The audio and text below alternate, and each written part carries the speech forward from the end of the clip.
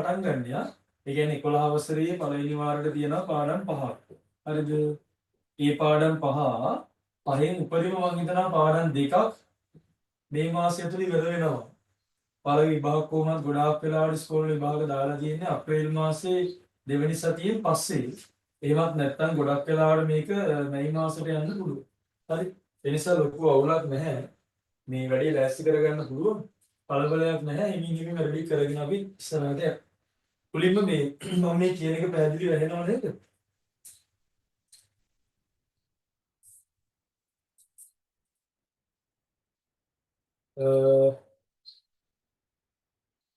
දැන් එනවද?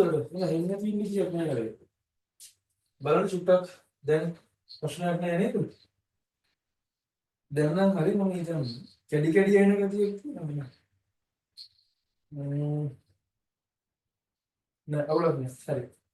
මේ කොහොමද වෙනම නෝට් එක ගන්න? මේක වෙනම එක ගන්න. ඔයාලට පාඩම් මතකයි නම් පාඩම් මතක් කරගෙන යන්න. මේ පාඩම අලුතෙන් ඉගෙන ගන්න. නෝට් එකත් එක්ක රැස් වෙගෙන යන්න. හරි. එහෙනම් වැඩේ පටන් ගමු. හරි. එහෙනම් මුලින්ම අපි බලමු මේ කවුද මේ තරංගයක් කියලා කියන්නේ කියලා. මුලින් මේ බලන්න. මොන බලා ගන්න. දැන් හරි සරලයි. තරංගයක් කියලා කියන්නේ මෙන්න මෙහෙම එකක්. තරංගයක් කියලා කියන්නේ ශක්තිය සම්ප්‍රේෂණය කර. හරි? ශක්තිය සම්ප්‍රේෂණය කරනු ලබන තවත් ආකාරයක් කියලා මට කියන්න පුළුවන්. හරි?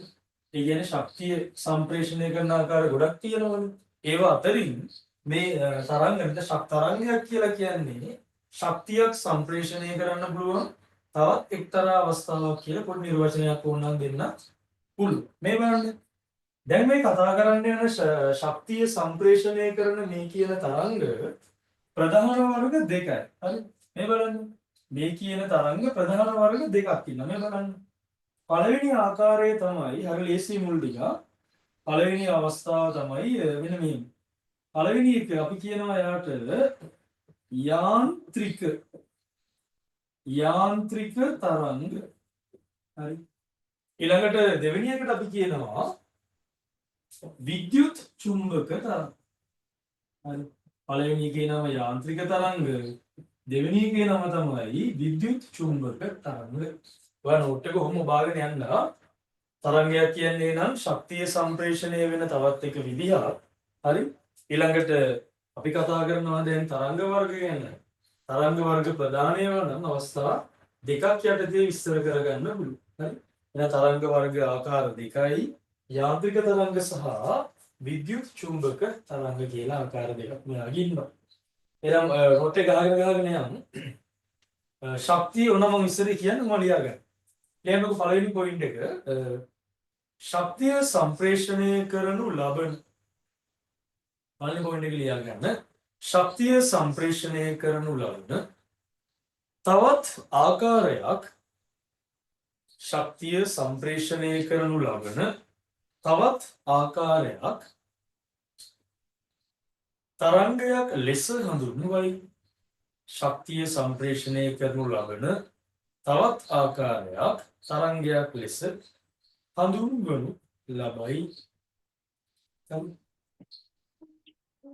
ඒකටම ලියන දරුවෝ ලියන්නෙම අවට පරිසරයේ ප්‍රධාන තරංග වර්ග අවට පරිසරයේ ප්‍රධාන තරංග වර්ග දෙආකාරයකි. ප්‍රධාන තරංග වර්ග දෙආකාරයකි.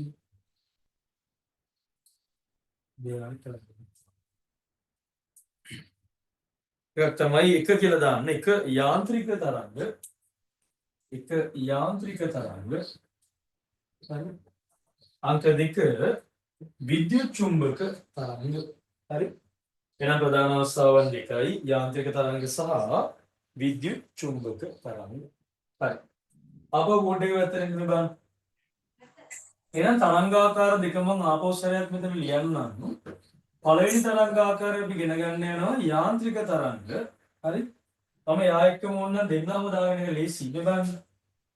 පළවෙනි අවස්ථාව අපි ලියනවා යාන්ත්‍රික තරංග. හරි? පළවෙනි එකේ නම යාන්ත්‍රික තරංග.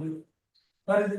දෙවෙනි අවස්ථාවේ නම තමයි යාට අපි කියනවා විද්‍යුත් චුම්බක තරංග. හරි. පළවෙනි එක තමයි එහෙනම් යාන්ත්‍රික තරංග, දෙවෙනි එක තමයි විද්‍යුත් චුම්බක තරංග කියලා අපි හඳුන්වලා තියෙනවා. හරිද? මෙන්න බලන්න. මෙන්න මේ යාන්ත්‍රික තරංගයක් කියලා කියන්නේ හරි සරලයි මේ බලන්න. යාන්ත්‍රික තරංගයක් කියලා කියන්නේ මෙයාට ගමන් කිරීමට සරලව මෙයාට මාධ්‍යයක් ඕනේ. එහෙම නැත්නම් මාධ්‍යයක් අවශ්‍යයි. හරි මම මේක අතරේ දෙවන හිතන්න එපා. මාධ්‍යයක් අවශ්‍ය වේ. ඒ කාටද? ඒ තමයි යාන්ත්‍රික තරංග වල විශේෂ ලක්ෂණ. යාන්ත්‍රික තරංගයක් මාධ්‍යයක් තුළ පමණයි ගමන් කිරීමක් සිද්ධ වෙන්නේ. මාධ්‍යයක් නැත්තම් යාන්ත්‍රික තරංගයකට ගමන් කරන්න විදියක් නැහැ. යාන්ත්‍රික තරංග ඒ මාධ්‍යයක් නැත්තම් ඇති වෙන්නේ නැහැ. හරි? ඒක තමයි අපි එකේ කාරණාව. එහෙනම් මේ පැත්තට ගියොත් අපි දැන් බලනවා මෙන්න මෙයා ගැන. විද්‍යුත් චුම්බක තරංග කියන්නේ කවුද? එහෙනම් සරලයි. මෙයාව ගමන් කිරීමට හරි? මෙයාට ගමන් කිරීමට නම් අරයට මාධ්‍යයක් ඕනේ. මෙයාට නම් මාධ්‍යයක් අවශ්‍ය වෙන්නේ නැහැ. ඒ කියන්නේ මෙයාට මාධ්‍යයක් අවශ්‍ය නොවේ කියලා මට මෙයාව වෙන් කරගන්න. හරි? සරල වෙන දැනගන්න යාන්ත්‍රික තරංගයක් කියලා කියන්නේ ගමන් කරන්න මාධ්‍යයක් අවශ්‍යයි. විද්‍යුත් චුම්බක තරංගයක් කියලා කියන්නේ ගමන් කරන්න මාධ්‍යයක් එයාට අවශ්‍ය වෙන්නේම නැහැ. මාධ්‍යයක් නැතුව ඔයාට වේගයෙන් ගමන් කිරීමේ හැකියාවක් විද්‍යුත් චුම්බක තරංග වලට තියෙනවා. හරි? එහෙනම් මේක දෙපැත්තට බෙදලා වෙන් කරගත්තත් ගැටලුවක් නැහැ. ඔයාලා ගැළපෙන විදිහකට වැඩේ ලෑස්ති කරගන්න. ඔයාලා ගැළපෙන විදිහට මේක බෙදා ගන්න විනාඩියක් මම බෝඩ් එකේ තියන්නම්.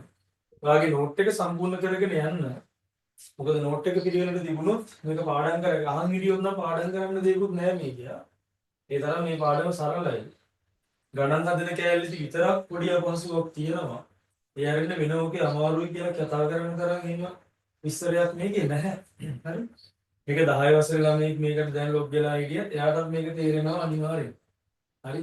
11 වසරේ ළමයෙක් නම් සම්බන්ධ වෙලා ඉන්නේ. ඔයාලට මේක සෑහෙන වටින පාඩමක්. ඒ නිසා මේකේ එක දවසෙන් මම මුළු පාඩමම කම්ප්ලීට් කරන්නේ නැහැ. දවස් දෙකක් විතර මම වැඩේට ගන්නවා. මොකද මේ එක දවසෙන් තියරි සියරම කතා කරන එක අසාර්ථකයි. ඒ නිසා මේ අවස්ථා දෙකක් තියෙනවා මේක. පාර්ට් 1 එක පාර්ට් 2 එක අවස්ථා දෙකකට කැඩෙයි. ඉතින් ඒ නිසා දෙවෙනි පාර්ට් එකේදී උගන්වන්න තියෙන පොඩි වෙලාවයි. ඉතින් සියල්ලම ගණන් හදන්න තියෙන නිසා මේ එක ලෑස්ති වෙලා ඉන්න. හරි? එහෙනම් මෙතනින් අපි යමුනේ. වෙන යාන්ත්‍රික තරංග පැත්තට ආවොත් ඔයා දැන් දන්නවා යාන්ත්‍රික තරංග නම් ගමන් කරන්න මාධ්‍යයක් අත්‍යවශ්‍ය වෙන තරංග තමයි අපි යාන්ත්‍රික තරංග කියලා හඳුන්වලා දීලා තියෙන්නේ. මේ බලන්න. මෙන්න මේ යාන්ත්‍රික තරංග ප්‍රධාන ආකාර දෙකකට බෙදෙනවා. හරි? පළවෙනි අවස්ථාව තමයි අපි එයාට කියනවා තීර්යක් තරංග. මේ කියන පළවෙනි නම් තීර්යක් තරංග කියලා අපි එයාට කියනවා. හරිද? දෙවෙනි අවස්ථාවේ තරංගයට අපි කියනවා එයාගේ නම අන්වායාම. එයාගේ නම තමයි අන්වායාම තරංග කියලා අපි එයාට කියනවා. පැහැදිලි? එහෙනම් යාන්ත්‍රික තරංග කියන්නේ ගමන් කරන්න මාධ්‍යයක් අවශ්‍යයි. එතන මේ ගමන් කරන්න මාධ්‍යයක් අවශ්‍ය වෙන මේ යාන්ත්‍රික තරංග දෙආකාරයක් ඉන්නවා. අංක 1 තීව්‍රයක් තරංග, අංක 2 අන්වායාම තරංග. හරි? එහෙනම් ලියන්න මෙහෙම යාන්ත්‍රික තරංග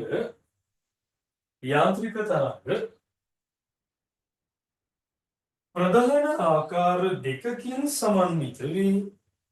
යාන්ත්‍රික තරංග ප්‍රධාන ආකාර දෙකකින් සමන්විත වේ. අංක 1 තීව්‍රයක් තරංග, අංක 2 අන්වායාම තරංග. අංක 1 තීව්‍රයක් තරංග, අංක 2 අන්වායාම තරංග. හරිනේ? හරි. දැන් අපි තව ටිකක් විස්තර කරගන්න යන්නේ මේක.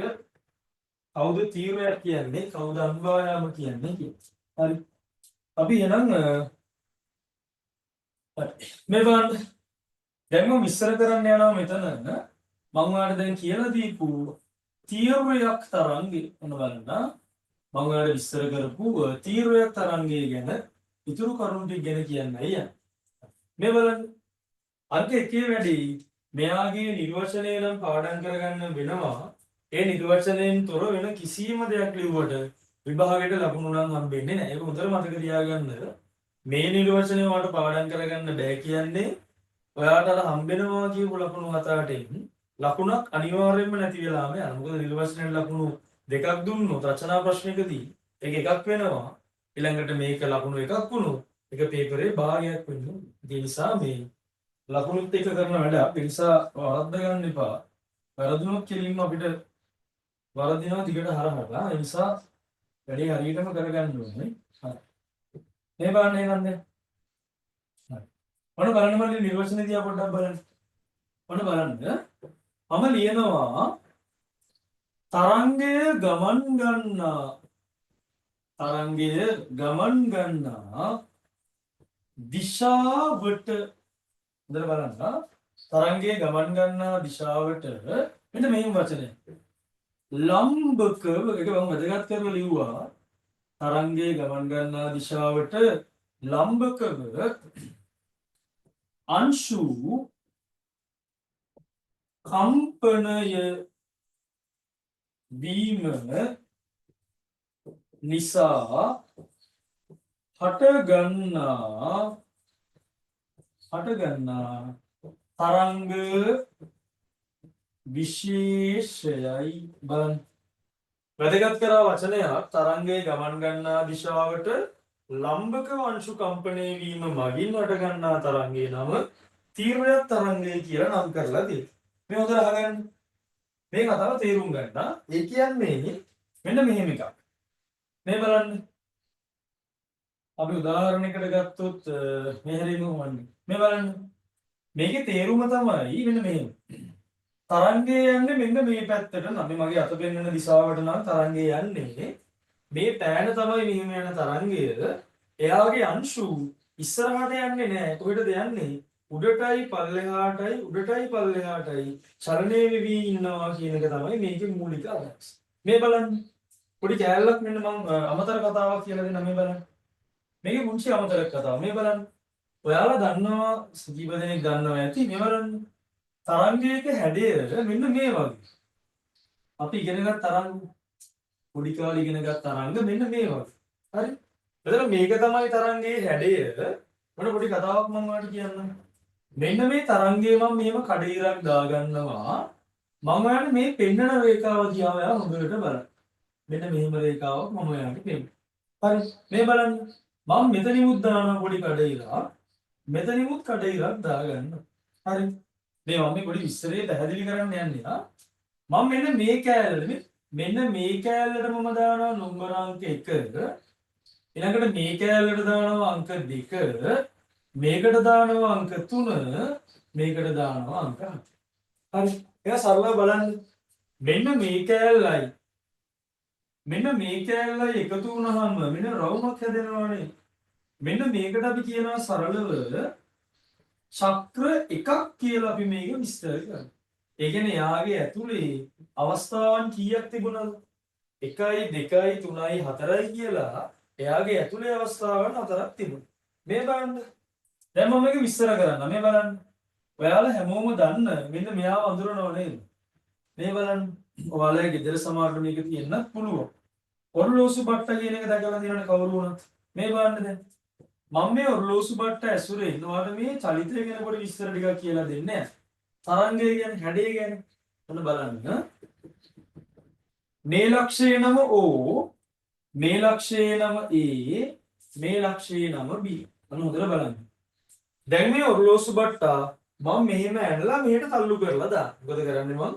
මේ ඔරලෝසු බට්ටාට මෙන්න මේ පැත්තේ මෙහෙම ඇනලා මෙයාව මෙහෙට තල්ලු කරලා දාන්න. හරිද? මේ බලන්න මේ යන තැන් ටික මම නිකන් ඔයාලට කියන්නම්. මේ බලන්නකෝ. මෙයා O වල ඉඳන් A ට යනවා. හරි? නැවත A වල ඉඳන් O ට එනවා. හරි? නැවත O වල ඉඳන් B ට යනවා. නැවත B වල ඉඳන් O ට එනවා. එහෙනම් මෙහෙම ලියන්න. O වල ඉඳන් A ට ගියා. A වල ඉඳන් O ට ආවා. නැවත O වල ඉඳන් B ට ගියා. නැවත B වල ඉඳන් O ට ආවා.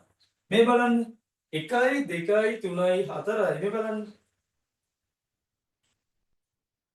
අහෙම පැහැදිලි වුණාද? හා? වෙන්නද? හරි. අනිත් අය කොහමද? හරි. දැන් හරි නේද? හරි. මේ බලන්න. දැන් එහෙනම් බලන්න අවස්ථා හතරක් මම විස්තර කරා මෙතන. මේ බලන්න.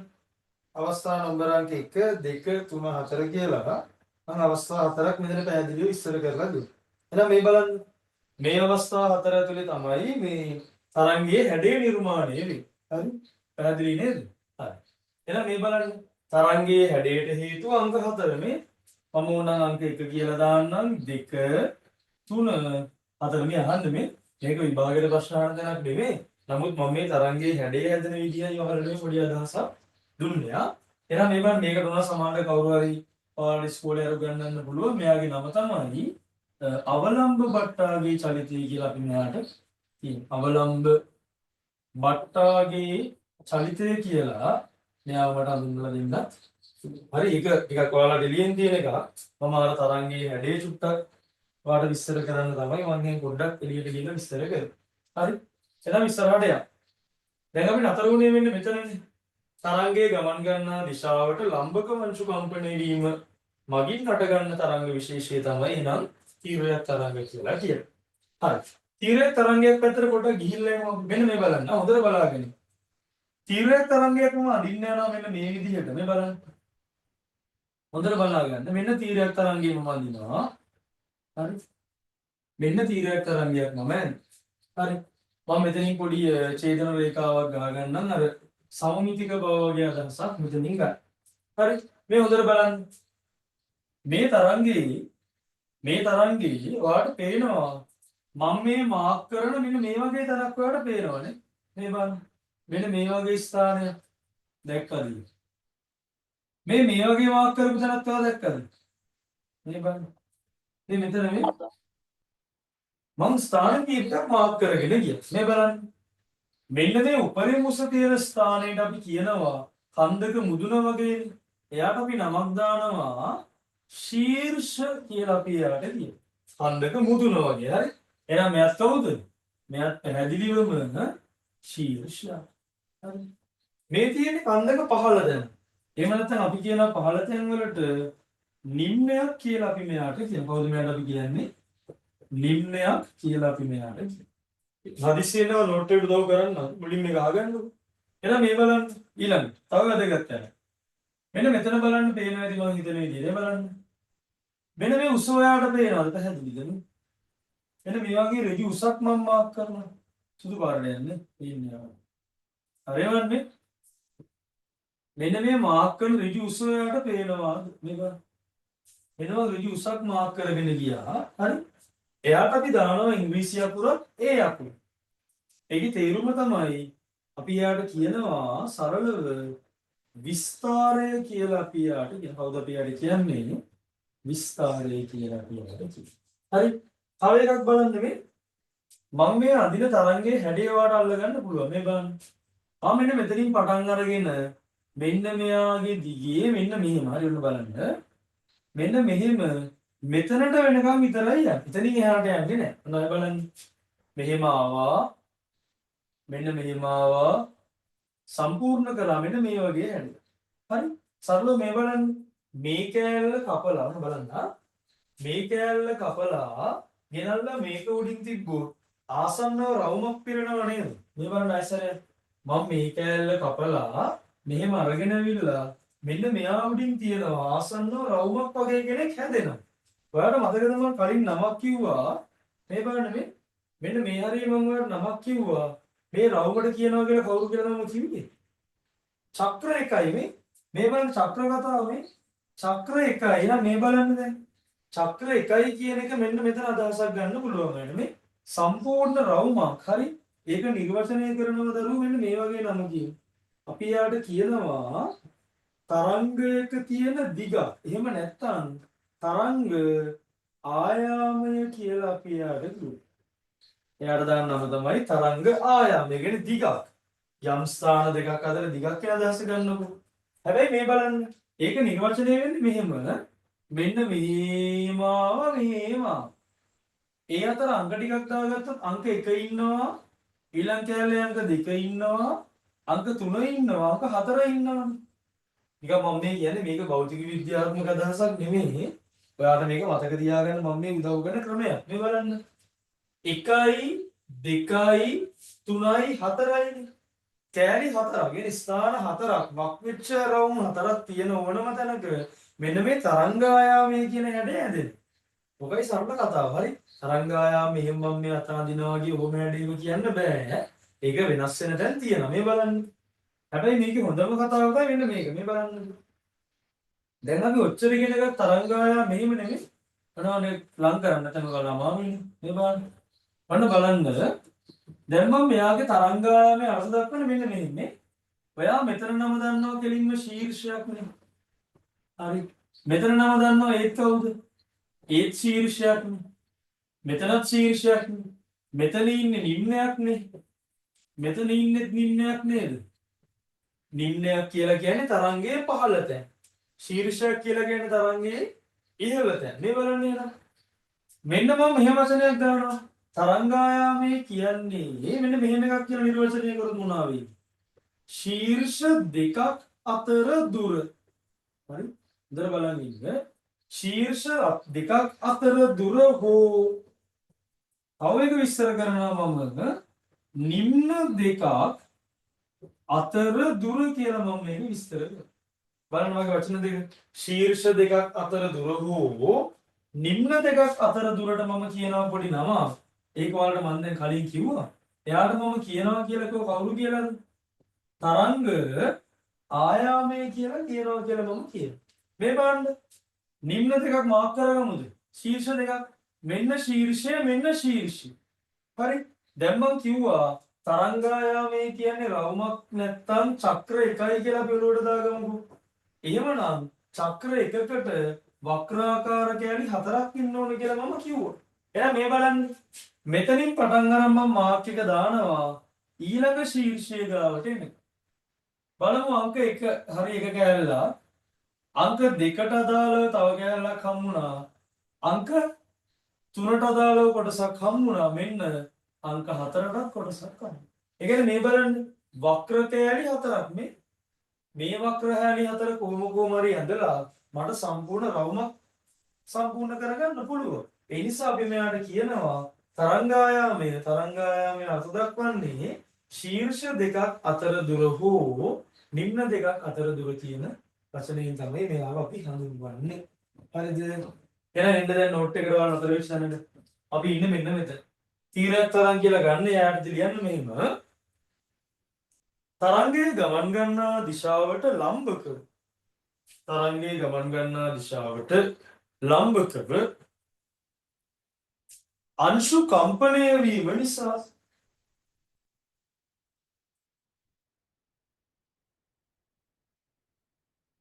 අංශු කම්පණය වීම නිසා හටගන්නා තරංගය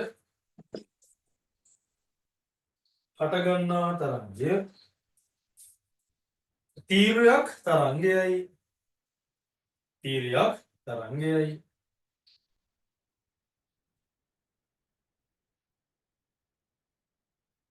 තීරයක් තරංගයයි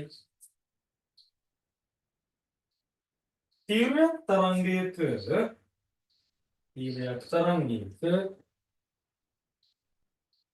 පහත සඳහන් කොටස් තීරයක් තරංගයක පහත සඳහන් කොටස් අඩංගු වී ඇත පහත සඳහන් කොටස් අඩංගු වී ඇත මේ තරංගය අඳගන්නක මම සම්පූර්ණ කරන්නම් මේ තරංගය අඳගන්න මේක සම්පූර්ණ කරලා දීන්නේ අඳගන්න ඉක්මනට ශීර්ෂ මාක් කරන්න නිම්න මාක් කරන්න ඉක්මන් කරන් බලන්න විනාඩියක් දෙන්නම්. ප්‍රශ්න මොනවා තියෙනවා මෙසේජ් එකක් දාන්න.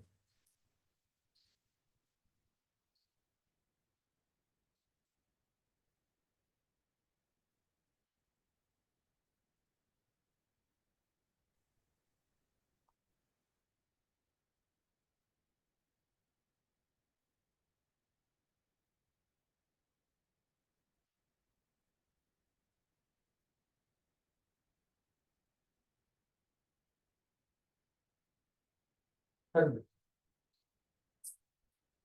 මම කරලා ලියාගෙන යන කොටස් දෙකකට සාකච්ඡා වෙන්නේ. ඒ නිසා පළවෙනි කොටසට අදාළයි ගණන් හදන කෑල්ල වෙන කරනවා. අම්සා පොඩ්ඩක් ඒක බලන්න ඕනේ. හරි. හරි නේද?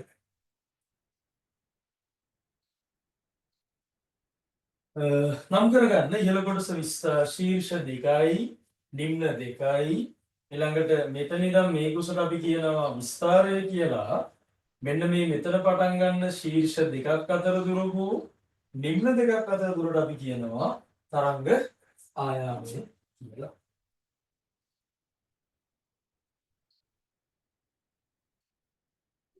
හරිද? එහෙනවනේ ප්‍රශ්නයක් නෑ.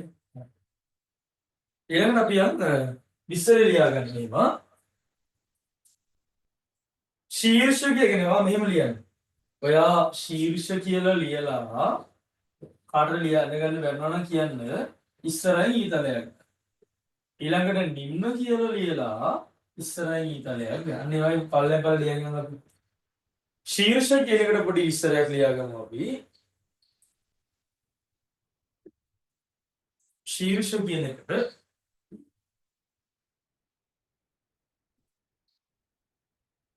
ශීර්ෂ කියලා කියන්නේ දරුවෝ ලියන්න තරංගයක පිහිටා ඇති පහළ ස්ථානයන් වේ. තරංගයක පිහිටා ඇති පහළ ස්ථානයන් වේ.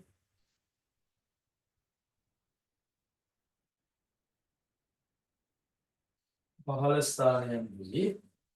අසුරි ශීර්ෂ කියන්නේ ඉහළ ස්ථානයන් වේ වැරදුනා. නිම්න කියන්නේ තරංගයක පිහිටා ඇති පහළ ස්ථාන වේ. පහළ ස්ථාන වේ. ඊළඟට අපි ගත්තොත් තරංග ආයාමය ගැන ලියන්න. තරංග ආයාමය ගැන ලියන්න. ඒක ලියන්න පුළුවන් අපිට ශීර්ෂ දෙකක් අතර දුර වූ නිම්න දෙකක් අතර දුර ශීර්ෂ දෙකක් අතර දුර වූ නිම්න දෙකක් අතර දුර තරංග ආයාමයයි. තරංග ආයාමයයි.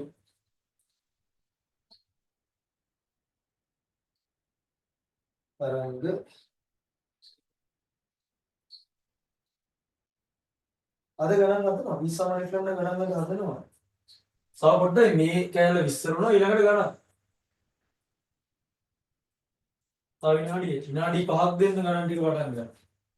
හරි ඊළඟ එක අපේ තරංග ආයාමයේ හරි විස්තරය.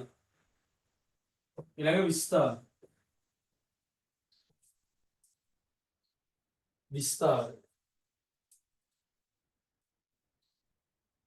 විස්තරය කියලා කියන්නේ මම ඇහෙනව නේද ඇහෙන්නේ නැද්ද ඔයාලට? ඇහෙනව නේද? ඒ මෙන්න බෑනද වගේ.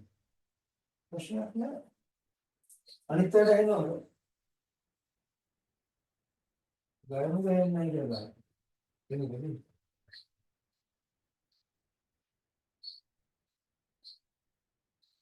දැන් හරියද? ඇහෙනවනේ ප්‍රශ්නයක් නෑ. විස්තරය කියලා කියන්නේ මධ්‍ය පිහිටීමේ සිට අංශු වල සිදුවන උපරිම විස්ථාපන. හරි?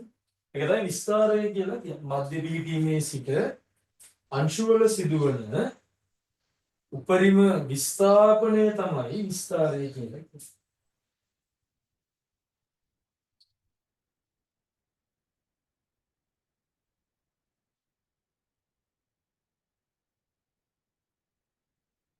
හරිනේ. දැන් හරි. දැන් ඕගොල්ලෝ හරි.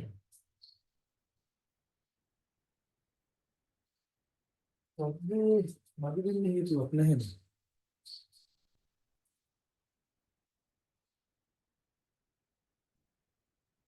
තාමත් වලට එනවා මදිද? පොඩ මට මුලින් ඒ කියනව නැත්තම් වැඩක් නැහැ නේ වැඩ. එන්නේ නැත්තම් ටිකක් කියන්නේ තාමත් එහෙමද? දැන් නෑ. අවුරුදු ක්ලික් කරන්න බෑ මම කිව්වේ. හරි දැන් ප්‍රශ්නයක් නෑ. හරි. හරි නේ. හරි එහෙනම් බලමු දැන්. හරි එහෙනම් හරි විස්තරේ කතා වුණා දැන් ශීර්ෂ කියන්නේ තරංගයක ඉහළම ස්ථානය, නිම්න කියන්නේ තරංගයක නිම්න කියන්නේ එතකොට තරංගයක පහළම ස්ථානය ඊළඟට අය කියනවා ශීර්ෂ කියලා කියන්නේ තරංගයේ ඉහළම ස්ථානය, නිම්නයක් කියලා කියන්නේ තරංගයේ පහළම ස්ථානය, ඊළඟට තරංග ආයාමය කියලා කියන්නේ ශීර්ෂ දෙකක් අතර දුර හෝ නිම්න දෙකක් අතර දුරට අපි කියනවා තරංග ආයාමය කියලා. ඊළඟට විස්තාරය කියලා කියන්නේ මධ්‍ය පිහිටීමේ සිට අංශුවල සිදුවන උපරිම විස්ථාපනයේ නම තමයි විස්තාරය කියලා කියන්නේ. ටගල පොයින්ට් අවුට් කරගන්න ලොකු වෙලාවක් කියන්නේ නැහැ ලේසියෙන් කියලා අල්ලගත්තා කියලා. හරි නේද? ඉස්සරහට යන්නේ නම් යන්නේ. හරි. මේ බලන්න දැන් ඊළඟට දැන් තරංග ගැන කතා කරන් ආවා. මේ බලන්න. මෙන්න මෙතන ඉන්න අපිට අදාළ වෙන තරංග. මේ බලන්න. මේ බලන්න මෙන්න මේ තරංගය දිහා බලන්න. දැන් මේකේ නම් කරගෙන යෑමක් තමයි තියෙන්නේ මේ බලන්න. දැන් ඔයා දන්නවා පැහැදිලිව මෙයා ගැන කියන්න දෙයක් නැහැ නවා දන්නවනේ. මේ තමයි ශීර්ෂ කියලා අපි නම් කරන්නේ. එහෙනම් මෙයත් අවුලක් නෑ ඔයා දන්නවා. එහෙනම් පහළම ස්ථානයේ කවුද? නිම්න කියලා ඔයා දන්නවා. මැද ඉඳන් සිදුවන උපරිම විස්ථාපන මම ඒ අකුර දානවා. පැත්තෙන් ලියන්නම් ඈ. ඒ කියලා කියන්නේ ඔයා කවුරු කියලාද කියන්නේ දැන් මට? විස්තාරය කියලා ඔයාට මේකට කියන්න පුළුවන්. හරි? එහෙනම් හරි විභාගේ නම් කරන්න આવොත් ශීර්ෂ හරි නිම්න හරි විස්තාරයක්. හරි? මේ බලන්න ඊළඟට. දැන් ඊළඟට වැදගත්. මේ බලන්න හැඩය මෙන්න හැඩය අඳිනවා. මේ බලන්න. මෙතන ඉඳන් මෙන්න මෙතනට වෙනකම්ම ඉරක් අඳින්න. ඒකනේ මේ කියන හැඩය. ඒ කියන හැඩයට කියන නම මොකද්ද? ඒවාද ඉගෙන ගත්තා. එයාට අපි කියනවා තරංග ආයාමය කියලා එයාට කියන්න. හරි මේ බලන්න. තව කෙනෙක්ට බැරිද මෙහෙම කියන්න? එයා නිම්න දෙකක් තෝරගන්නවා. එයා කියනවා මෙන්න මෙතන ඉඳන් මෙතනට මේ නිම්න දෙකක් මෙයත් නිම්නයක් නේ. මෙයා A කියන නිම්නය මෙයා B කියන නිම්නය. නිම්න දෙකක් අතර තියෙන දුරට කවුරුද අපි කියන්නේ? එයාවත් කෙනෙක්ට හඳුන්වන්න පුළුවන් කවුරු කියලාද? තරංග ආයාමය කියලා හඳුන්වන්න. හරි සරලයි යා. විභාගයෙන් නම් කරන්න આવොත් වෙන්න තියෙන ක්‍රමයේ නම් කරලා දාන්න තියෙනවා අමාරු නෑ. ශීර්ෂ එහෙනම් මෙතනත් ශීර්ෂයක් දරුවා මම මාක් කරේ නෑ ඒක ශීර්ෂ පහළ නිම්න මධ්‍ය පිහිටීම මැද පිහිටීමේ ඉඳන් අංශු වල සිදුවන උපරිම විස්ථාපනයේ නම එයාට කියනවා විස්තාරය. ඊළඟට මම මේ දකින්න හැඩය මේ චක්‍රාකාර හැඩයට කියනවා තරංගායාමය. එහෙමත් නැත්නම් මේ යා කරන නිම්න දෙක අතර දුරට මම කියනවා කවුරු කියනද? තරංග ආයාම. පැහැදිලි නේද? අවලා මේක මෙහෙම කියන්නත් පුළුවන් වුණා. තව කෙනෙක්ට ඕන නම් කියන්න පුළුවන් මෙහෙම මේ බලන්න. අවලා මේක මෙහෙම හිතන්න බැරිද? මේ බලන්න එයා මෙන්න මෙතන මාක් කරනවා ශීර්ෂයක් කියලා මේ. එයා මෙන්න මෙතන ශීර්ෂයක් මාක් කරොත් එයා ඊළඟ ශීර්ෂය මෙතන තෝරනවා. එයාට කියන්න බැරිද මෙන්න මේ දෙක අතරත් ඉන්නේ කවුරු කියලා එයාට කියන්න පුළුවන්ද එහෙනම් තරංග ආයාමය කියලා කිසිම ප්‍රශ්නයක් නැතුව එයාට කියන්නේ පුළුවන්. තරංග ආයාමය කියන නිර්වචනය කළාම මොන ශීර්ෂ දෙකක් අතර දුර හෝ නිම්න දෙකක් අතර දුරටයි තරංග ආයාමය කියලා කියන්නේ. හරි. අපි ඉස්සරහට මේ බලන්න දැන් ටිකක් වැදගත් කැලලකට අපි එනවා බලන්න. ඔන්න බලන්න. තව ටිකක් වැදගත් කැලල. මේ බලන්න. දැන් මම මෙන්න මෙතන පොඩි විස්තරයක් ලියන්න යනවා බලන්න. විස්තරයක් අඳින් ලියන්න යනවා. ඔන්න බලන්න. දැන් තරංගයක ප්‍රවේගය හොඳට අහගන්න. තරංග බැරි වුණානේ. මේ අහන්නකෝ. දැන් ඔයා හිතන්න මෙන්න මේ අපි විස්තර කරපු තීරයක් තරංගයේ හැඩය මෙන්න මේ වගේ. ඔන්න ඔය වගේ ලොකු හැඩයක් තියෙන්න පුළුවන්. තන තන දුවන හැඩයක් තියෙන්න පුළුවන්. හරි. මේක තමයි මෙයාගේ සරල හැඩය. හරි. මේ බලන්න. මම මෙතන මට ගේන්න බෑ. මෙතන ලණු කෑල්ලක් අරගෙන මම මේ එහා පැත්තේ කෙළවරේ ලණුව ගැට ගහලා දැන් මෙහෙම අල්ලන් ඉන්නවා කියලා ඔයාලා හිතන්න. මම මේ ලණු කෑල්ල මෙහෙම ඉහළට පහළට පද්දන මොනවා කරනවද? මෙන්න මේ ලණු කෑල්ල මම ඉහළට පහළට පද්දන. දැන් ඔයාලට ලේසියෙන් මේකේ බලා මම මෙතන ඉඳන් නම් මේ වැඩේ කරන්නේ බලන්න.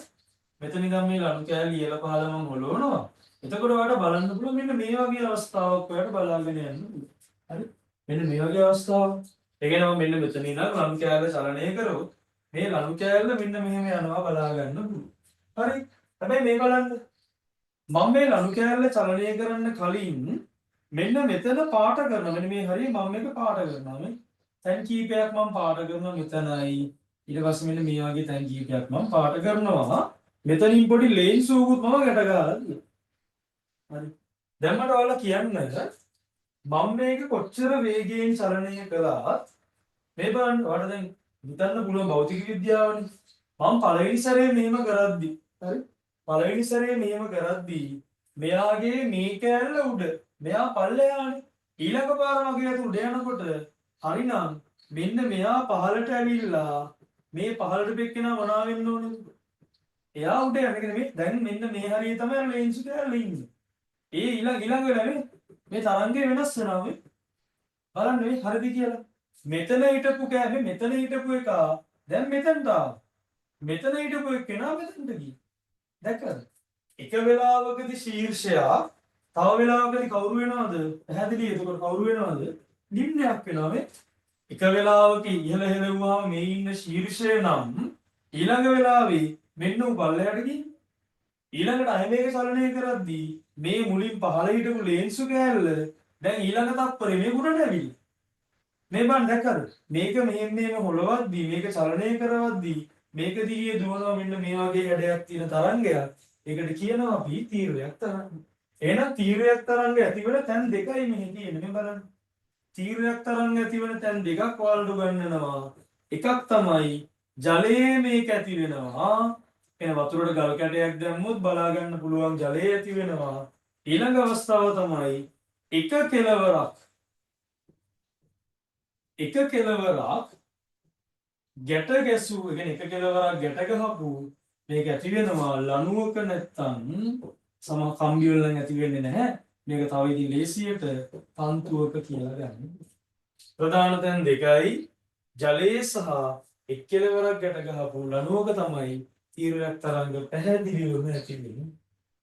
එයන්න මෙව නෝට් එකට ලියන්න. තීරයක් තරංගයන්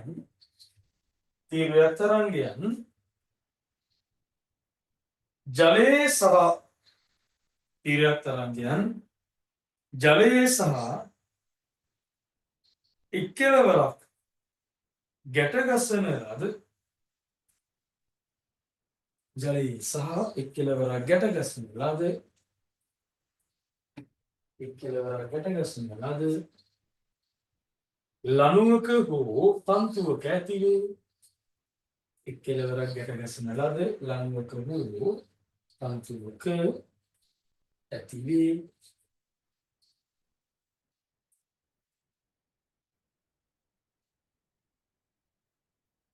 නේද? දැන් ඔන්න ඊළඟ වැදගත් අවස්ථාවට යන්න. මේ බලන්න. මේක අල්ලගන්න පුළුවන් මට අමාරු නෑ. මේ බලන්න. මම ලියනවා පොඩි මෙහෙම එකක්. තරංගයක ප්‍රවේගය. හොඳට බලන්න. තරංගයක ප්‍රවේගය. හරි. තරංගයක ප්‍රවේගය රඳා පවතින සාධක දෙකක් තියෙනවා. හරි. ඔය සාධක දෙක මම කියන්නම්. ප්‍රවේගය රඳා පවතින සාධක දෙකයි. පළවෙනි සාධකය තමයි සංඛ්‍යාත. හරි. දෙවෙනි එක තමයි පළවෙනි අවස්ථාව අපි කියනවා යාගේ සංඛ්‍යාතය. දෙවෙනි එක තමයි මේක රඳා පවතින ඊළඟ සාධකය. එයා තමයි තරංග ආයාමය. හරි. එහෙනම් තරංගයක ප්‍රවේගය රඳා පවතින සාධක දෙක තමයි තරංගයේ සංඛ්‍යාතය සහ තරංග ආයාම. දැන් මේ තරංගයේ සංඛ්‍යාතයේ මයින විශේෂ ඒකකයක් තියෙනවා. එයාට කියනවා හර්ට්ස්. හරි. ඊළඟට තරංග ආයාමයේ මයින ඒකකයේ නම මේ L අකුර නෙවෙයි. ඒක ලියන්නේ ලැම්ඩා කියලා මේ සෝරි. මෙන්න මේ වගේ අක්ෂරයක් මේ බලන්න. මෙන්න මේ වගේ අක්ෂරයක්. එයාට අපි කියන ලැම්ඩා කියලා. කවුද එයාට කියන්නේ අපි? ලැම්ඩා කියලා අපි ආව හඳුන්වනවා. එහෙනම් මේ බලන්න. තරංගයේ ප්‍රවේගය ලියන එකක් තියෙනවා. ඒක අපි කියනවා එයාට ලැම්ඩා කියලා මෙන්න එහෙම ලියන්නේ. හරි. තරංගයේ ප්‍රවේගය ලැම්ඩා කියන එකකින් මනින්න. හරි. මේ බලන්න නේද? දැන් මම මෙයාට සූත්‍රයක් ගොඩනගනවා බලන්න. හරියට බලන්න. මෙයාට දාන සූත්‍රය බලමු පොඩ්ඩක්. මේ බලන්න. ඔන්න බලන්න. මෙයාගේ සූත්‍රය තමයි තරංගයක ප්‍රවේගය. තරංගයක ප්‍රවේගය සමානයි මෙන්න මේ අදාළ කරන කෙනාගේ තරංගයේ සංඛ්‍යාතය ගුණ කරන්න ඕනේ මෙන්න මෙයාගේ තරංග ආයාමයෙන්. හරි. තරංගයක තරංගයේ ප්‍රවේගය සමානයි හවුද? සංඛ්‍යාතයේ ගුණ කිරීම තරංග ආයාම. තරංගයක ප්‍රවේගයට පාවිච්චි කරන ඉංග්‍රීසි අක්ෂරයක් v එහෙම නැත්නම් ප්‍රවේගය නිසා velocity කියන්නේ. ඊළඟට සංඛ්‍යාතයේ frequency එක එහෙනම් f අකුර පාවිච්චි කරනවා මම. තරංග ආයාමයට මම lambda කියන අක්ෂරය පාවිච්චි කරනවා. බලමු අපි v සමානයි f lambda කියලා අලුත්ම අලුත් සමීකරණයක් හැදෙනවා. මෙයා තමයි තරංගයක ප්‍රවේගය මනින්න පාවිච්චි කරන සමීකරණ. මේ බලන්න මෙතන තරංගයක ප්‍රවේගය අපි මනින්නේ 6 කිලෝමීටර් නෙමෙයි තප්පරයට මීටර වලින්. අපි සංඛ්‍යාතයේ මනින්නේ හර්ට්ස් වලින්. අපි තරංග ආයාමයේ මනින්නේ මෙයාගේ අනිවාර්යයෙන්ම මීටර වලින්. කිලෝමීටර තිබ්බත් මීටර කරන්න ඕනේ. සෙන්ටිමීටර තිබ්බත් මීටර කරන්න. එහෙනම් බලා ගන්න අපෝ තරංගයක ප්‍රවේගය රඳා පවතින සාධක දෙකයි අංක 1 තරංග ආයාමය ඊළඟට සංඛ්‍යාතය. මේ දෙක එකතු කරගෙන අපි සමීකරණයක් ගොඩනගලා තියෙනවා තරංගයක ප්‍රවේගය සමානයි සංඛ්‍යාතයේ ගුණ කිරීම තරංග ආයාම. එහෙනම් v සමානයි f lambda කියලා අර්ථ දක්වනවා. එතකොට තරංගයම ඉන්න ඕනේ අපි අනිවාර්යෙන්ම ms වෙන එකකින්. ඊළඟට අනිවාර්යෙන්ම යාගේ සංඛ්‍යාතයම ඉන්න ඕනේ hertz වලින්. අනිවාර්යෙන්ම යාගේ තරංග ආයාමය මනලා දාන්න ඕනේ මීටර. ඒක වරද්දන්න එපා. ඒකේ වැරද්දුවොත් ලඟුම නෑ. හරි. ස්ථාගත ලියාගන්න මේ තරංගයක ප්‍රවේගය ගණනය සඳහා තරංගයක ප්‍රවේගය ගණනය සඳහා පහත සූත්‍රය භාවිතා වේ.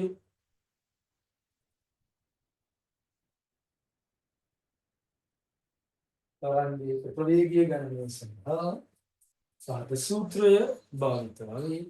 සකලම එක ලියාගන්න.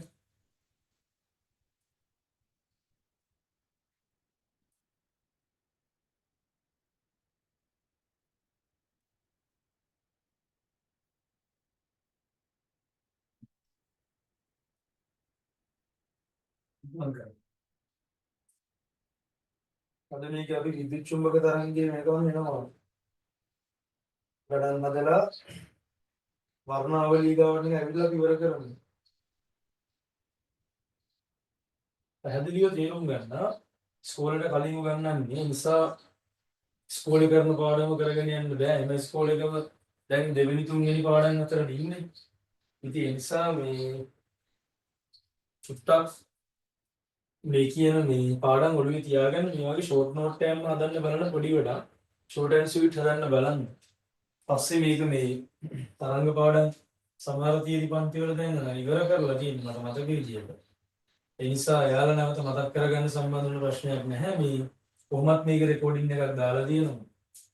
බලන ළමයෙකුට නැවත නැවත මතක් කරගන්න මේ අද මම මේ රෙකෝඩින් එක අද 12 රෑ 12ක විදිය අනිවාර්යෙන් YouTube එකට දානවා. ඒතර ඒක බලන්න. තව එකක් තියෙනවා තරංගෙ ඒක අර වික වේගයෙන් කරපු එකක්. මොකද 11 වසරේ O level ලියන ළමයි ටාගට් කරලා කරපු එකක් එතන තියෙන්නේ. 10 11 ළමයෙකුට මේක බලලා නෝට් එකක් හදාගෙන ගේම ගහ ගන්න පුළුවන්. ඒ නිසා වැඩි කෙල්ලිලා ඉන්නේ. හරි. හරි නේද? ගණන් වලට යන්න. ගණන් කීපයකට යනවා. බලමු පළවෙනි ගාන එනම් අපි. මොන පළවෙනි එක?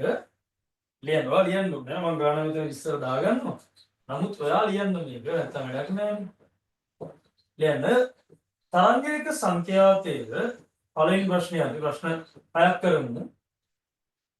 තරංගයක සංඛ්‍යාතය හර්ට්ස් 20000ක් හර්ට්ස් 20000ක්ද තරංග ආයාමය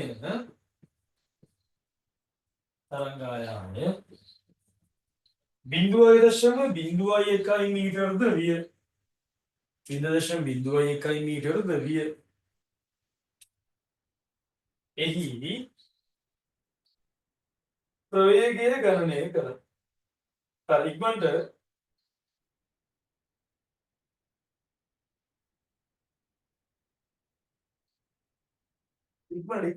දැන් එලා පටන් ගත්තා පස්ගාල උත්තර දාන්න බලමු මුළු උත්තර තුන බලමු මුළු උත්තර දෙක බලමු ඉන්න කට්ටිය යන 21යි ඉන්නේ ඒ නිසා මුළු උත්තර දෙක බලමු ඉක්මනට පුළුවන් තරම් ඉක්මනට සූත්‍රය ලියන්න තියෙන්නේ මම හදන්න ඕනේ මේක v සමාන f ලැම්ඩා හරි ඉක්මනට උත්තරයක් ආවා 200යි ඒක උත්තරය බලනවා හරි උත්තර දෙකක් ආවා එහෙනම් v සමානයි සංඛ්‍යාතයේ 20000යි හරි තරංගායාමයේ 0.01 කියලා කියන්නේ ළමයින්ට එකයට 100යි කියලා ගන්න පුළුවන් මේ බිංදු දෙකට මේ බිංදු දෙක කැපෙනවා එහෙනම් උත්තරය 200යි ms රිනේකයි එන්න පළවෙනි ගාන ඉවරයි දෙවෙනි ගාන ලියන්න ඕනේ මම බෝඩ් එකේ දානවා ඔයාලට ප්‍රවේගය තමයි හොයන්න තියෙන්නේ සංඛ්‍යාතයට අගයක් දෙන්නම් මම 40000යි කියලා කග්ගල හදන්න 40000යි හර්ට්ස් තරංග ආයාම මම ඔයාලට දෙන්නම් 0.0.05 මීටර කියලා කග්ගල හදන්න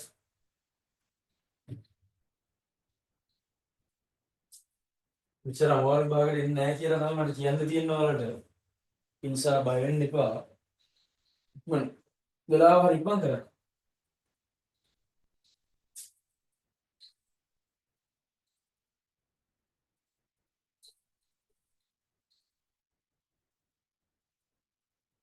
200ගේ උත්තරයක් ආවා සර් තවරක් බැලුවා නම් හොඳයි කියලා හිතෙනවා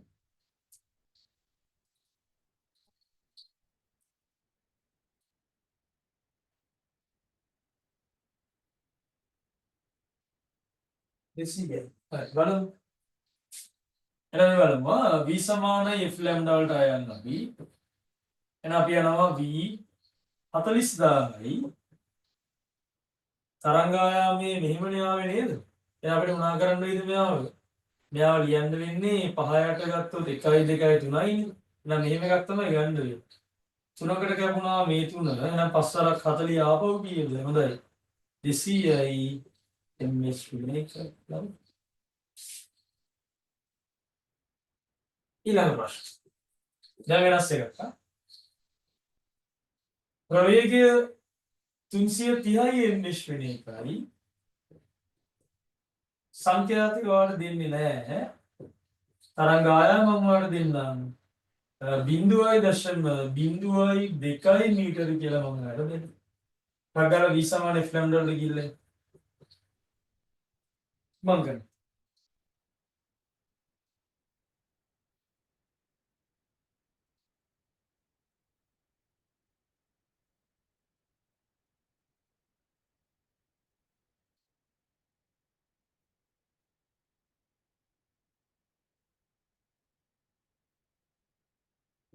ඥානිය උත්තර දාලා කෙනෙක් ආවා 15000 ගේ උත්තරයක් ආවා හොඳයි ඉක්මනට උත්තර දාන්න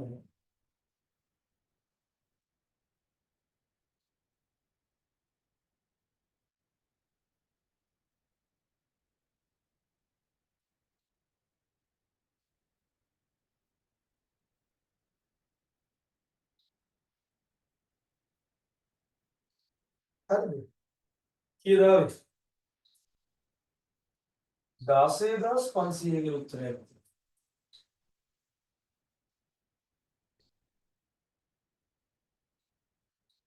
16500. හරි බලමුද අපි? එහෙනම් මෙතන එනවා 330යි සමානයි සංඛ්‍යාතය වැඩි කිරීම 0.02නේ. අපි සුළු කරන ලීසි විදියක් දාගමු. 2 බෙදීම 100යි කියලා දාගන්නත් පුළුවන්. දැන් සංඛ්‍යාතය හොයන්න 330 එහෙම ඉන්නවා. මෙයාව හරස් ගුණිතයෙන් ගේන්න මේ පැත්තට 100යි දෙකේ ඉලක්කම පල්ලෙහාට දාන්න. ඊළඟ අපි බලමු සුළු කරන්නේ 2ට 1යි 100ට ගැලීම 50යිනේ. එතන මෙතන බිංදු 2යි 5 වරක් 33 5 වරක් 3 15යි 5යි 1යි. එහෙනම් හරි 16500යි හර්ට්ස් කියලා ලියවෙන්නේ. ගාන අමාරු නැහැ. හරි. තමන් ගාන මුණ දෙන විදිය අනුව තමයි වැඩි තීරණය වෙලා තියෙන්නේ.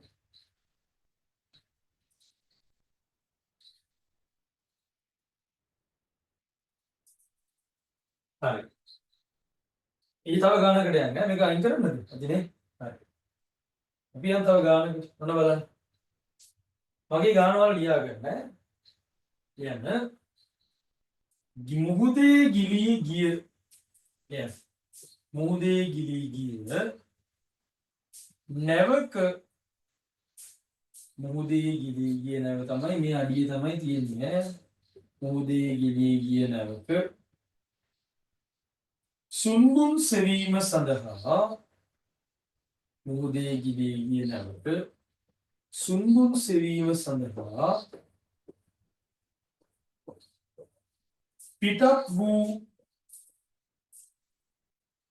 පිටත් වූ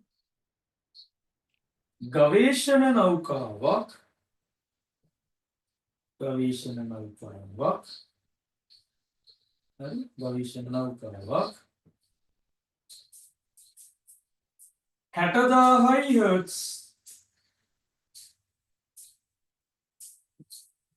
60000යි හර්ට්ස් සංඛ්‍යාතයෙන් යුතු තරංගයක්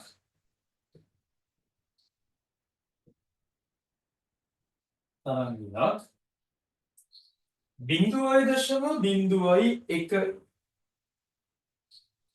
බිංදුවයි දශම බිංදුවයි එක තරංග ආයාමයක් ලැබෙනසේ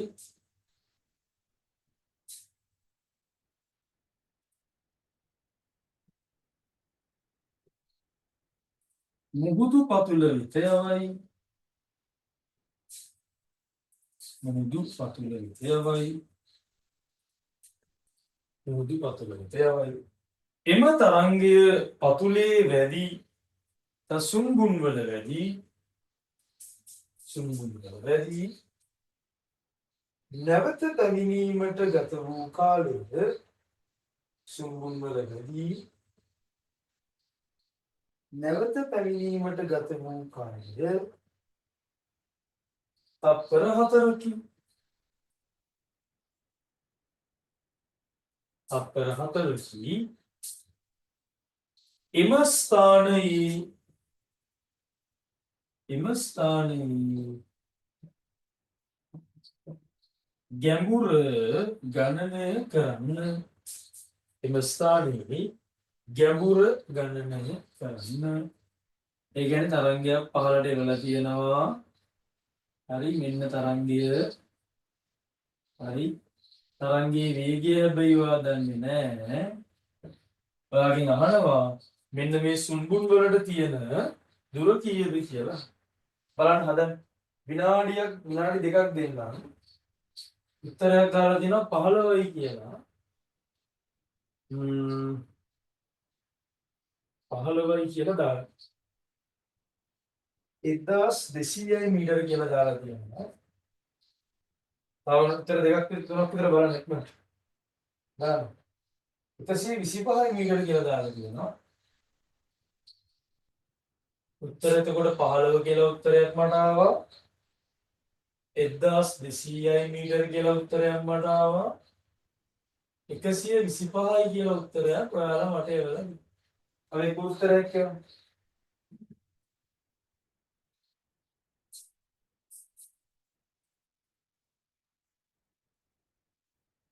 ආ උත්තරය. තව එකක් බලන්න.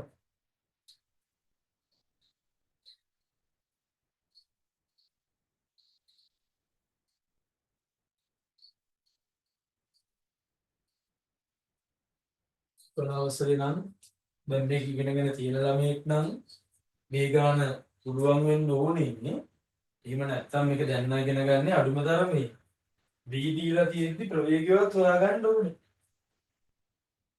හරි බලන්න මන් කියන්නේ ඔන්න බලන්න. දැන් මුලින්ම මෙයාගේ මොනවා කරන්නත් ප්‍රවේගය හොයාගන්න එපා. අනික මේ බලන්න. මේ තරංගයේ පොළොවට යන්නේ නිව නලිය නෙමෙයි. මේක හරියටම කෙලින් පොළොවේ වැදිලා හරියටම ඒ පාර දිගේම නැවත උඩට එනවා. එහෙනම් මෙතන මේ ගැඹුර කියලා මැනෙන්නේ හරි කෙලින් දුරක්. එහෙම නැත්නම් මෙතන මැනෙන්නේ සරලව විස්තර කරොත් විස්ථාපනයක් තමයි මෙතන මැනෙන්නේ. හරි? එහෙනම් බලමු අදහසක් ගමු. අපි මේ ගැඹුරට අකුරක් දාගමු h අකුර දාගමු. මුලින් මම හොයනවා තරංගයේ ප්‍රවේගය. මට පුළුවන් v සමානයි f ලැම්ඩා මේකට පාවිච්චි කරන්න. හරිනේ? එහෙනම් මම දානවා තරංගයේ ප්‍රවේගය මම දන්නේ නැහැ. සංඛ්‍යාතේ නම් 60000යි කියලා මම කිව්වා. තරංග ආයාමය 0.01යිනේ. එහෙනම් දශම යුගයෙන් පස්සේ ඉලක්කම් දෙකයි කියන්නේ මේ ඉන්න එකයට 100යි කියන අදහස. එහෙනම් මෙයාට මෙයා කැපෙනවා. එහෙනම් මේ ප්‍රවේගයේ මුහුදට ගිහිල්ලා තියෙනවා මේ තරංගය 600යි ms වෙන එකක ප්‍රවේගයෙන් මුහුදට ගිහිල්ලා තියෙනවා. දැන් මට යාගෙන් වැඩක් නැහැනේ. දැන් මට අවශ්‍ය කරන්නේ මුහුදේ ගැඹුරනේ. ඒ නිසා මම දානවා විස්ථාපනයේ ඉන්නවා ප්‍රවේගයේ ඉන්නවා. මොකද සමීකරණේ. එහෙනම් මම ලියනවා ප්‍රවේගය සමානයි අපි දන්නවා විස්ථාපනය බෙදීම කවුද? කාලය කියලා අපි දන්නවා. එහෙනම් මෙන්න සූත්‍රය ප්‍රවේගය අපි දැන් හොයාගත්තා 600යි ms වෙන එකයි විස්ථාපනය දන්නේ නැහැ. මේ බලන්න කාලය මේ තරංගයේ මුහුදු පතුලේ වැදිලා නැවත එන්න ගත වෙන කාලය තප්පර 4යි. මට මේක යන්නේන ගමන මට වැඩක් නැහැ. මට අවශ්‍ය කරන්නේ ගැඹුර වෙනකම් තරංගේ ගියා නම් එච්චරයි. එහෙනම් මේ බලන්න මෙයා පහලට ආවා වැදිලා නැවත යන්න තප්පර 4යි නම් මෙතන වදින්න ගත වෙන කාලය හොයන්න මේ ගමන මුළු ගමනට තප්පර 4 නම් දෙකෙන් බෙදෙන උත්තරය අපි ගන්නේ තප්පර 2යි කියලා. එහෙනම් හරස් ගුණිතය දැම්මා h සමානයි 600 ගුණ කිරීම 2යි. එහෙම නැත්නම් අපිට එනවා මීටර් 1200යි. එහෙම නැත්නම් කෙනෙක්ට තියන්න පුළුවන් කිලෝමීටර් නම් 1.2ක ගැඹුරක් මේ දැන තියනවා කියලා කියන්නේ. ඔන්න ඔයගේ ගානක් තමයි ඔයාලට O level විභාගෙට හෝ එහෙමත් නැත්නම් ඔයාගේ වාර විභාගෙට හෝ අහන්න පුළුවන් දරුණුම ලෙවල් එකේ ප්‍රශ්න තමයි මේ. මේක තමයි අමාරුම ප්‍රශ්න. හරි? මේ මොඩල් එකෙන් පිට පැනලා නැහැ තාම එක ප්‍රශ්නයක්වත්. ඒ නිසා කලබල වෙන්න දෙයක් නැහැ. Tamanට පුළුවන් මේ ගාන හදන්න එක ගානක් හොඳට ඔළුවේ මේක තේරුම් ගන්න හදාන්න. මේ රූප අඳින්නේ නිකන් නෙමෙයි. මේ රූප ඔයාලා අඳින්න. මේක ඇඳලා දත්ත පිළිවෙල ලකුණු වෙන පාට පෑන්න කමන්නේ දාලා ලස්සන මේක ඇඳගන්න. එක ගානක් පිළිවෙලට කොට දැම්මොත් ඉතුරු ගණන් සියල්ල කොට යනවා. පළවෙනි ගානම නිකන් මොනනේ පාඩ අර උත්තර විතර නම් ඔයා දාගන්නේ.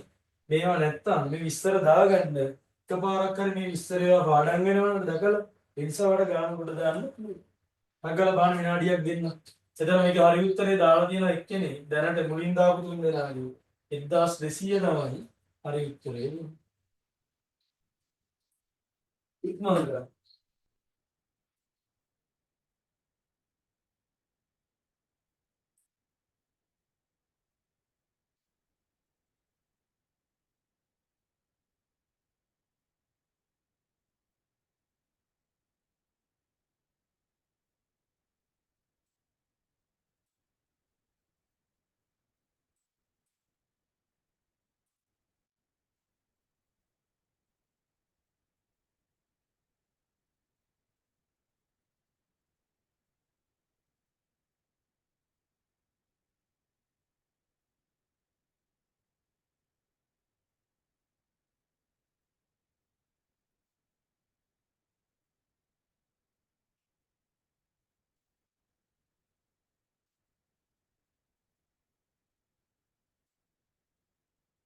කාලේ තත්පර ටිකක් ගත්තම මෙහෙමයි.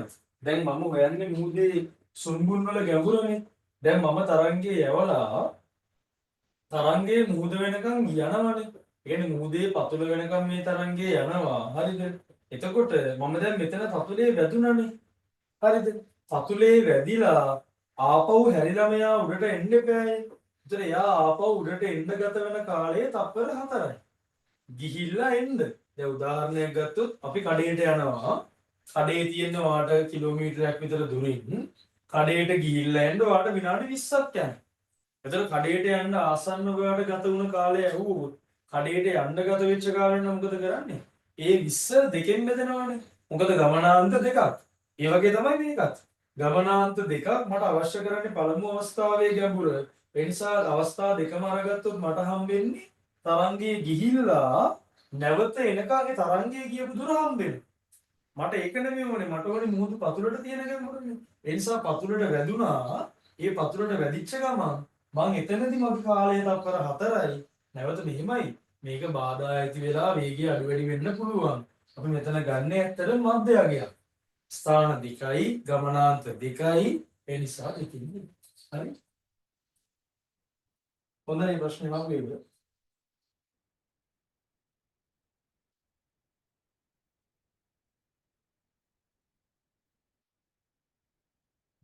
හරි මේ ප්‍රශ්න ඔයාලට ඉස්කෝලේ වල කතා කරද්දී සමහරවල් මේ ප්‍රශ්නේ කරන්නත් පුළුවන්. එහෙම නැත්නම් එළිම මේක O level කාලේ වෙනකොට මේ ප්‍රශ්නයක් වෙන්න පුළුවන්. එහෙම නැත්නම් ඔයා මේ ප්‍රශ්නේ මේ වෙලේ කරේ නැත්නම් ඔයා මේ ප්‍රශ්නේ අනිවාර්යයෙන්ම දකින්නේ කොළේ පළවෙනි වාරේ පේපරේ ගන්න. හරි? ඒ නිසා වැඩි පිළිවෙලට කරගන්න. මේක අපි අයින් කරමුද? ගාන තියමු. අපි ඊළඟ පිටුවට යමු. හරි. මේ බලන්න. දැන් මම පොඩි කතාව ගොඩාක් විස්තර කරලා තියෙන්නේ. තීරයක් තරංග කියන්නේ මොකක්ද එහෙනම්? තරංගයේ ගමන් ගන්නා දිශාවට ලම්බක වංශු කම්පණය වීම නිසා ඇතිවන තරංගයේ නම තීරයක් තරංග. මෙයා ඇති වෙන තැන් ගැන මම කිව්වා තීරයක් තරංගය ඇති වෙන්නේ ජලයේ සහ එක් කෙළවරක් ගැට ගහලා තියෙන ලණුවක ඇති වෙනවා කියලා මම කිව්වා. නිර්වචනය හරණේ නම් තරංග ගමන් ගන්නා දිශාවට ලම්බක වංශු කම්පනය ගෙනාගේ නම තීරයක් තරංග කියලා අපි විස්තර කරා. හරි මේ බලන්න. එහෙනම් කොටස් ටිකක් මතකයි කියලා හිතනවා. මතක් කරන් යන්න ඕන. හරි මතක් කරගමු. ශීර්ෂ කියන්නේ තරංගයේ තියෙන ඉහළ ස්ථාන. නිම්න කියලා කියන්නේ තරංගයේ තියෙන පහළ ස්ථාන. තරංගායාම කියලා කියන්නේ ශීර්ෂ දෙකක් අතර දුර හෝ නිම්න දෙකක් අතර දුර. ඊළඟට විස්තාරය කියලා කියන්නේ මධ්‍ය පීඨීමේ ඉඳන් සිදුවන උපරිම විස්ථාපනයට කියන අපි කවුරු කියලාද? විස්තාරය. හරි? ඉස්සර ගොඩක් කතා කරගෙන ඇවිල්ලා තියෙනවා අපි ආ. v සමාන f ලැම්ඩා ගාන අතර වුණා. හරි. ඊළඟට නැතිනේ ගාන තව එකක්. මේ බලන්න. මෙන්න මේ විස්තරයේදී හොඳට අහගන්න වෙන්න මේක. මෙන්න මේව සම්බන්ධතාවයක් තියෙනවා. ඒ තමයි තරංග ආයාමයේ සහ තරංග ආයාමයේ සහ මෙන්න මේ සංඛ්‍යාතය අතර පොඩි සම්බන්ධතාවයක් තියෙනවා. මේ බලන්න. පොඩි විස්තරයක් වඩා මම කියන්න. මේ බලන්න. මම අදිනවා කියලා හිතන්නකෝ. ඔයා හිතන්න හරි පැහැදිලි නැති වෙයි. මෙතන වෙන කරගම ලේසියි කියලා මම හිතන්නේ. මේ බලන්න. ඔයා හිතන්න මේ තියෙන්නේ ගොඩබිමක් කියලා හිතන්න. හරි. මොනාරි මිනිස්සු මේ හරිය වාසය කරන ගොඩනැගිලි කීපයක් තියෙන වෙරළ ආසන්න බිමක් කියලා හිතන්න. මුහුද පැත්තට යන්න යන්න මුහුදේ ගැඹුර එන්න වැඩි යගයකට යනවා.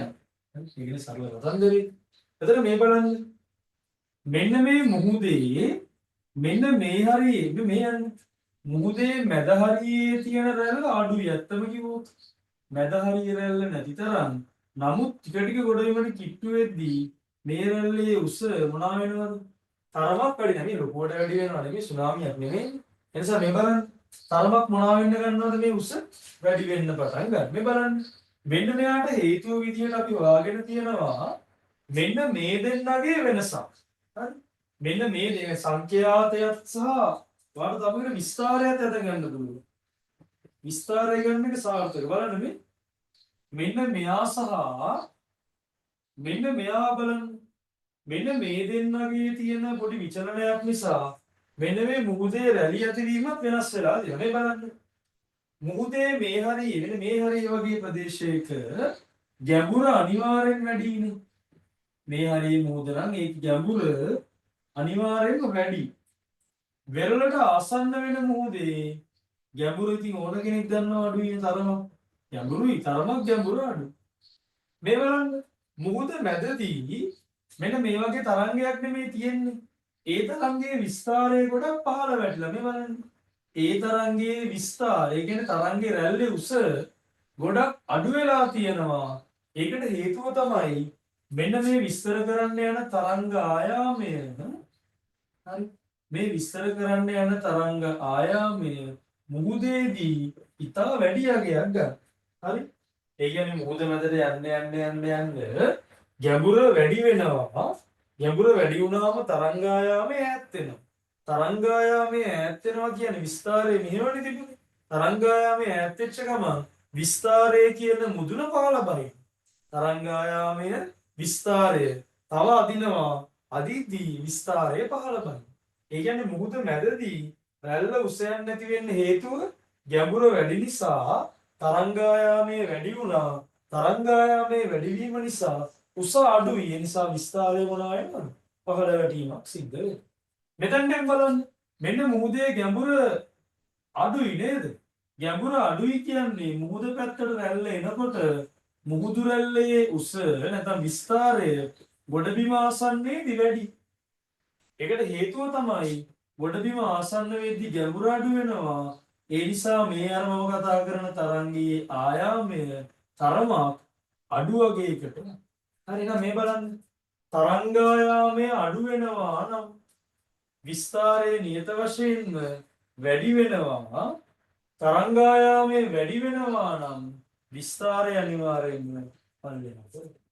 ඔක තමයි සම්බන්ධතාවය. විභාගයට සමහර වෙලාවට විස්තර කරන්න කියලා කියන්න පුළුවන්. ඒ වගේ වෙලාවක් ආවොත් චුට්ටක් මේ කියන කතන්දරේ ඔළුවේ තියාගන්න. ඒ කියන්නේ ලේසි කතාවක විස්තරය කියලා කියන්නේ උසක්. මධ්‍ය පිහිටි වෙනස් වෙන උපරිම විස්ථාපනයක්නේ. ඒතර ගැඹුරු මුහුදේදී ගැඹුර වැඩි. ඒ නිසා තරංග ආයාමය ගොඩක් වැඩි. ලොකු තරම් විශාල තරංග ආයාම තියෙනවා. ඒ නිසා තරංග රබර් පටියක් මෙහෙම ලං කරාම මැද ඉස්සෙනවා වගේ මේක ඈඩ් කරද්දී අර උස ප්‍රමාණය අඩු වෙනවා. ඒ කියන්නේ තරංග ආයාමය වැඩි වෙන වෙලාවට විස්තරයේ දැස්මක් තියෙනවා. හරිද? ඊළඟට තරංග ආයාමය අඩු වෙන වෙලාවට විස්තරයේ ශීඝ්‍ර නැගීමක් තියෙනවා. ඒ කියන්නේ මුහුද ආසන්නයේ එහෙම නැත්නම් වෙරළ පැත්තට මුහුදු රැළ එනකොට මුහුදු රැල්ලේ උස වල හැට පේනවා හොඳට. ගොඩබිමේදී මෙහෙදි මුකුත් පේන්නේ නැහැ මැදදී. මේ හැර එන්න මේ රැල්ල ඉස්සෙනවා. රැල්ල ඉස්සෙන්න හේතුව එන්න ගැඹුර අඩු වෙනවා. ගැඹුර අඩු වෙද්දී තරංග විද්‍යාව අනුව තරංග ආයාමය අඩු වෙනවා. තරංග ආයාමය අඩු වෙද්දී විස්තරය ඉහළ. විස්තරය ඕන්ට වඩා වැඩි වෙනවා කියලා කියන්නේ තරංගයේ සුදු ශක්තිය වැඩි වෙනවා. සුනාමි රැල්ලක් ගත්තොත් සුනාමි රැල්ලේ රැල්ල ගොඩක් උසයි. ඒ වගේම ඉහළ යන්න තරංග ආයාම කෙටි වෙලා ලොකු ශක්තියක් තියෙන තරංගයක් ගොඩබිමට කඩාවැදුනා. 2004 ලංකාවට සුනාමි බලපෑමක් ආවනේ. ඒකෙන් වෙච්ච හානිය අතිවිශාලයි. ඒ කියන්නේ සරල උදාහරණයක් මම කිව්වොත් ගියපු කෝච්චියක් ඒ රැළ පාරට අහු වෙලා තිබුණා. එතකොට රැල්ලේ ශක්තිය ගැන හිතාගන්න රේල් පීල් ඇඹරිලා තිබුණා. හරි. ඒ කියන්නේ සාමාන්‍ය මුහුදු රැල්ලක් අපේ කකුල වැදුනාම අපේ කකුල කඩලා යනවද නැහැ? හිතන්න මුහුදු රැල්ලක් එනවා සුනාමි රැල්ලක්. ඒක ඇවිල්ලා කෝච්චි පාරගෙන රේල් පීලි අඹරගෙන යනවා. ඒ තරම් ශක්තියක් තියෙනවා. විස්තරය ඉහළ නංවන්න ඕක තමයි වෙන ලොකුම උල. බලන්න මේකේ සටහනක් දාගන්න. අන්න ලියාගන්නකො මේ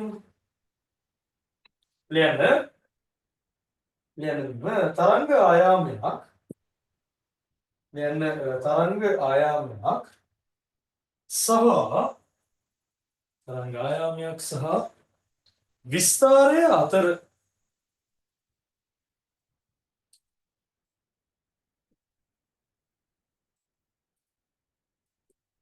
තරංග ආයාමයක් සහ විස්තරය අතර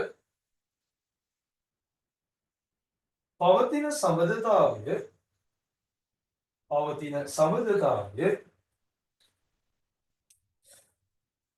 මුහුදු රළෙහි ක්‍රියාකාරීත්වය ඇසුරින්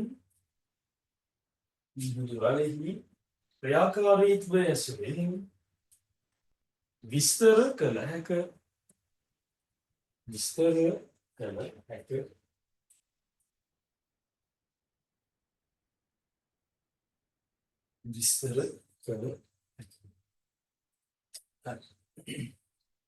පොඩි නෝට් එකක් ගහගන්න මේ.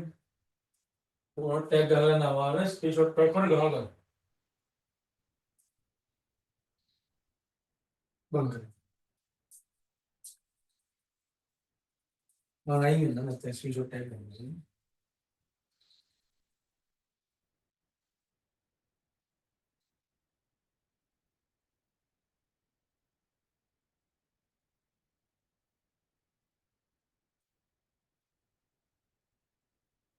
හරිනේ. අපි ඊළඟ කතාවට යමු. සියල්ල කතා කරා අය මතක් කරන්නම්. ගාන හැදුවා හරි v සමාන f ලැම්ඩා කියලා දුන්නා. ඊළඟට ශීර්ෂ තරංගායාම නිම්න විස්තර ගැන ලිව්වා. ඊළඟට තරංගයක හැඩය ගත්තා. තීරක තරංගය සඳහා බලපාන ලක්ෂණය ලිව්වා. තරංගයේ ගමන් ගන්න දිශාවට ලම්බක වංශු කම්පණය වෙනවා කියලා අපි ලිව්වා. ඇති වෙන තැන් ගැන කතා කරා. හරි සියල්ල කතා කරලා තියෙන්නේ ඒක අඩුපාඩුවක්වත් නැහැ. රූපයක් නම් කරා මෙතෙන්නේ තරංගායාමයේ සියල්ල නම් කරලා තියෙන්නේ. තීරයක් තරංග වලින් මෙතනින් යාට නම් අහන්න දෙයක් නැහැ. සියල්ල කව කරා. ඒ නිසා ප්‍රශ්නයක්ම නැහැ. හරි v සමාන f ලැම්ඩා කතා කරා. තව ඕනෙම නම් පොඩි කුංචි දැනක් ඕන නම් තව මතක් කරලා දෙන්නම්. මෙන්න මේව දැනවා. මේ බලන්න. ඕන වෙයි කියලා හිතෙනවා බලමුකෝ. මෙන්න මේ බලන්න. කොහොමද දෙනවා තරංගය. හරි. ප්‍රශ්නයක් නෑ. තරංගය. හරි. පොඩි ප්‍රස්තාරයකට තරංගය දාගන්නම් ෂේප් එකේ. මොන බලන්න. එන ප්‍රස්තාරය මේ පැත්තට මම කාලය සලකුණු කරලා තියෙනවා. ඊළඟ මේ පැත්තට ප්‍රවේගය සලකුණු කරලා තියෙනවා. මේ බලන්න. දැන් මම මෙතන කාලය වාට දෙනවා හිතන්නකෝ තප්පර 3යි කියලා දෙන්න. හරි. දැන් මම ඔයාලගේ ප්‍රශ්නයක් අහනවා. මෙන්න මේ කියන තරංගේ සංඛ්‍යාතය කීයද කියලා මම ඔයාලගෙන් අහනවා. හරි. සංඛ්‍යාතය කියලා කියන්නේ කම්පන වාර සංඛ්‍යාවක් ගැන අදාළ කරන කාලය තුල සිද්ධ වෙලා තියෙන කම්පන වාර සංඛ්‍යාව. ඒක තමයි හර්ට්ස් කියනගේ මඩිමේ බලන්න. අදහසක් තියනවාද කාට හරි මෙන්න මේ තරංගයේ සංඛ්‍යාතය කියන්න පුළුවන් කියන. බලන්න මෙසේජ් එකක් දාන්න. මෙන්න ඉන්නවා තරංගයක්. මට දැනගන්න ඕනේ කරන්නේ. මෙන්න මේ තරංගයේ සංඛ්‍යාතය කීයද කියලා. පුළුවන් කෙනෙක් දාන්න. මම කියලා දුන්නා. සිද්ධ වෙලා තියෙන කම්පන ගාන යාට අදාළ කාලයෙන් බෙදුවාම උත්තරයක් ලැබෙවි.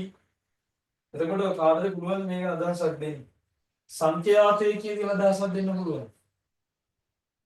පුළුවන් වෙයි කාට හරි? පුළුවන්. පුළුවන් කාටද පුළුවන් වෙන්නේ? නෑ තාම නෑ. තාම නැද්ද? අවදාවන්නේ.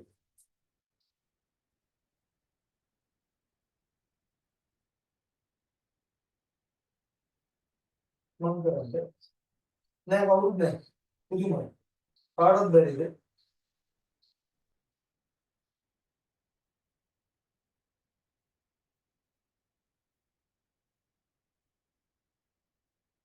දැන් කාටවත් බැරි.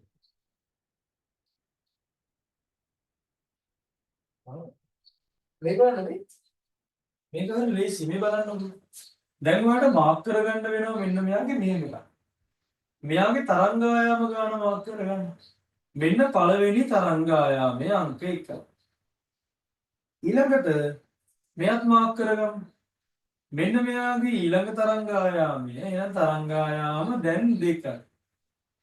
ඊළඟට මෙන්න මෙතන ඉන්නේ තරංගායාම භාගය. ඒ කියන්නේ භාගය. ඒ කියන්නේ 0.5යි. දැන් ඔක්කොම තරංගායාම ඉන්නවා 1යි 2යි 2.5ක් තරංගායාම. හරි. ඊළඟට මෙයාට ගත වෙලා තියෙනවනේ යම් කිසි කාලයක්. ඒ කාලයෙන් මෙයා වෙදයි. එහෙනම් බලමු උත්තරේ 2.5 බෙදීම 3 කීයද උත්තරේ? 0.8ක් ගියොත් 24යි. එකක් ඉතුරුයි. එතකොට 10ක් ගියොත් ඔන්න 3යි. එන ආසන්නව 0.8යි 3යි හර්ට්ස් වගේ අගයකට මේක යනවා. මම මෙතන මේ තව කැලලක් එහෙට පන්නලා දුන්නා නම් ඔයා කෙලින්ම කම්පන 3යි කියලා 3 බෙදෙනවා උත්තරේ 1 හර්ට්ස් කියලාත් ඔයාලට ගන්න තිබුණේ. පොඩ්ඩක් ඉතින් මම මෙතන භාගයක් දාලා පොඩ්ඩක් සුළු කරන්න පුළුවන්ද කියලා තමයි බැලුවේ. හරි. ඔන්න බලන්නකෝ ඒක බදාගන්න. හරි සරලයි යා විභාගයට අහුවොත් කලබල වෙන්න දෙයක් නැහැ, දඟලන්න දෙයක් නැහැ. පාඩුවේ තරංගායාම ගණන් කරලා පාඩුවේ අදාළ කාලයෙන් බෙදලා උත්තරේ ගන්න. එච්චරයි. හරිද? නවමත කියලා කියන්නේ අමතකුනේ එක අමතර කතාවක් නේ. ස්ථාරයාව තරංගායාමයාව දැන් කතා කරන්න යන්නේ මෙන්න මෙයාගේ. මේ දැන් කතා කරනවා අන්වායාම තරංග ගැන. හරි? අපි දැන් කතා කරන්න යනවා අන්වායාම තරංග. මුලින් විස්තරේ බලන්න. එයා අරයා වගේ නෙමෙයි. මේ බලන්න. තරංගය ගමන් ගන්නවා. බලන්න ලියන එක. තරංගය ගමන් ගන්නා දිශාවටම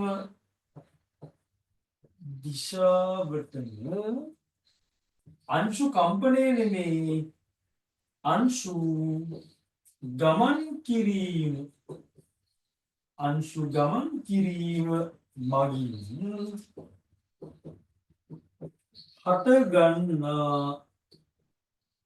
හටගන්නා තරංගය වෙයි. තරංගයේ ගමන් ගන්නා දිශාවටම අංශු ටික තල්ලු කරගෙන යනවා. අන්න යාට කියනවා අපි අන්වායාම තරංගය. ලියන අන්වායාම තරංග කියලා ඉස්තරේ ලියන්න. දැන් මේ විදිහට තරංගයේ ගමන් ගන්නා දිශාවටම අංශු ගමන් කිරීම මගින් තරංගයේ ගමන් ගන්නා දිශාවටම අංශු ගමන් කිරීම මගින් හටගන්නා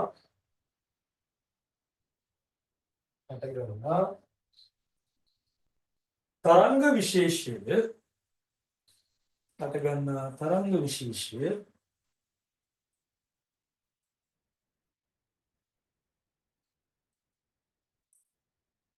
අන්වායාම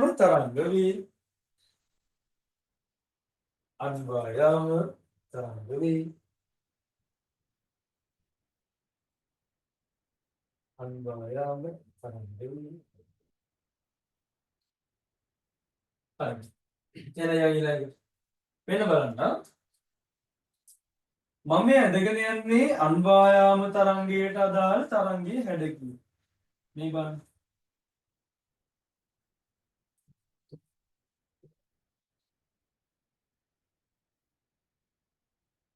ඔන්න බලන්න. මෙන්න මෙයාගේ වෙන මෙන්න මෙහෙම එකක්. එක ස්ථානයකදී හරි ළඟයි අපි කියනවා කට්ටිය ඔක්කොම එකට ඒ නිසා යාට දානව නමක් අපි සම්පීඩනය මේ කියන්නේ. එක තැනකදී ඔක්කොම ගුලි වෙලා වගේ එහෙම නැත්නම් සම්පීඩනය වෙලා. තව තැනකදී කට්ටිය පොඩ්ඩක් ඈත් වෙලා එහෙම නැත්නම් අපි කියනවා එයා නිකන් ඈත් වෙලා ඒ නිසා අපි කියනවා එයාට විරලණය වෙලා කියලා. හරි? එක ගොඩේ නම් එක ළඟ නම් තෙරපිලා නම් පොඩි වෙලා නම් ඒකට කියනවා සම්පීඩන අවස්ථාව. ඈත් වෙලා දිගටි වෙලා ගොඩාක් දුරට ගිහිල්ලා නම් එයාට කියනවා විරලණය කියන අවස්ථාව. මොනවද දෙක ලේසි.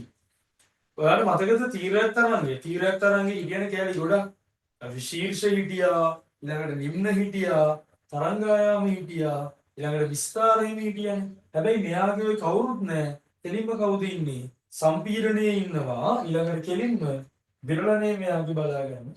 න සම්පීඩන සහ විරලන වලින් ගොඩනගෙන තරංග විශේෂය නම තමයි අන්වායාම තරංග විශේෂය. හරි ඉක්මනට බලන්න. අන්වායාම වල පොඩි තරංගයක් දාගන්න ඉක්මනට.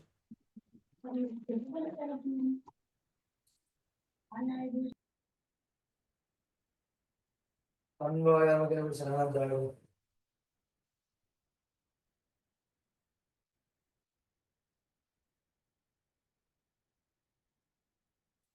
නිර්වචනය අපි ලියාගත්තා නේද? නිර්වචනය ඕනනම් කෙනෙකුට දාන්නම්.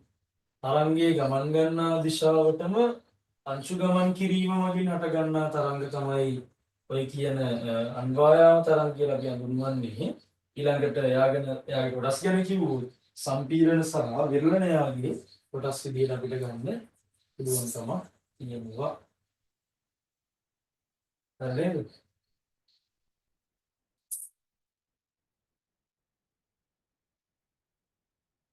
මම කරා.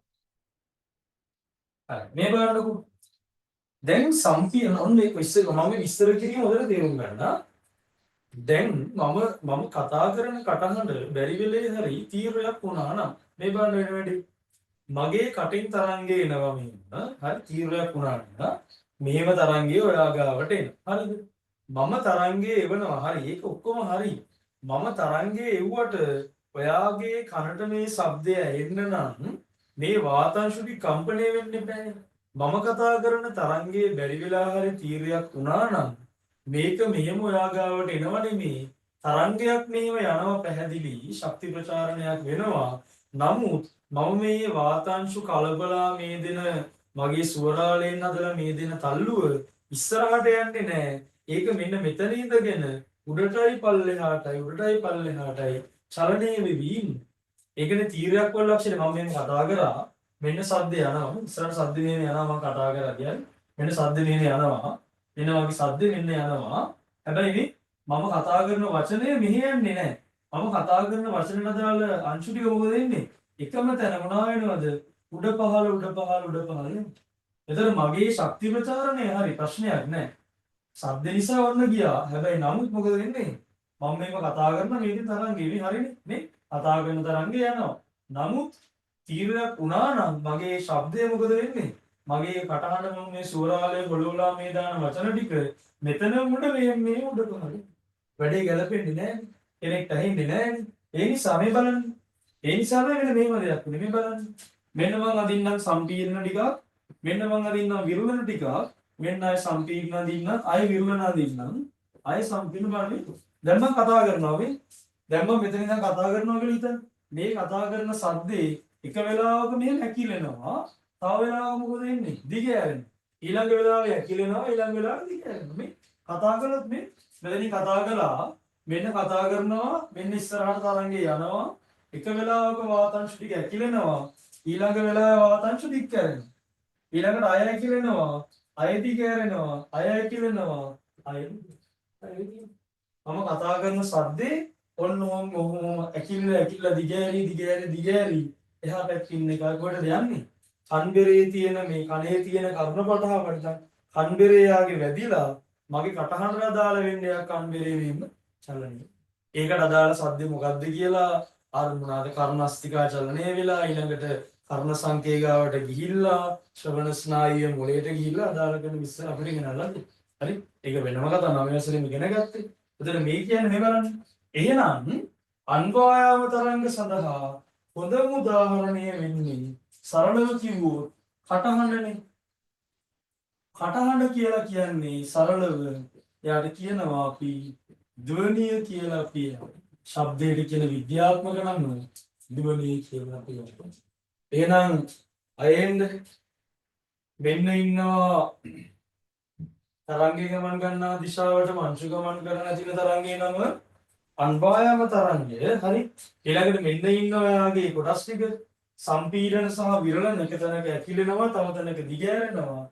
ඊළඟට ඇති වෙන්න පුළුවන් තැන තමයි මම මේ විස්තර කළේ පැහැදිලිව මිනිස් කටහඬ එහෙම නැත්නම් අවට පරිසරයේ සියලුම ශබ්දයන් නැත්නම් ධ්වනියට අදාළ වෙන දේවල් අපිට මොනවා කරන්න පුළුවන්ද මේ කියන අවස්ථාවට අන්වායාම තරංගය යටතට දාලා කතා කරන්න පැහැදිලි නේද පොඩි නෝට් එකක් දාගන්න ලියන්න මේ ඉන්න අන්වායාම තරංග සඳහා හොඳම උදාහරණය වන්නේ අන්වායාම තරංග සඳහා හොඳම උදාහරණය වන්නේ ධ්වනිය හෙවත් ශබ්දය හෙවත් කටහඬයි. කටහඬ කියන ශබ්දය කියන එකම නෙමෙයි. ශබ්ද වර්ග ගොඩාක් තියෙනවා සරල විදිහින් එහෙම හිතන්න. ධ්වනිය කියලා දවසක් ගන්න.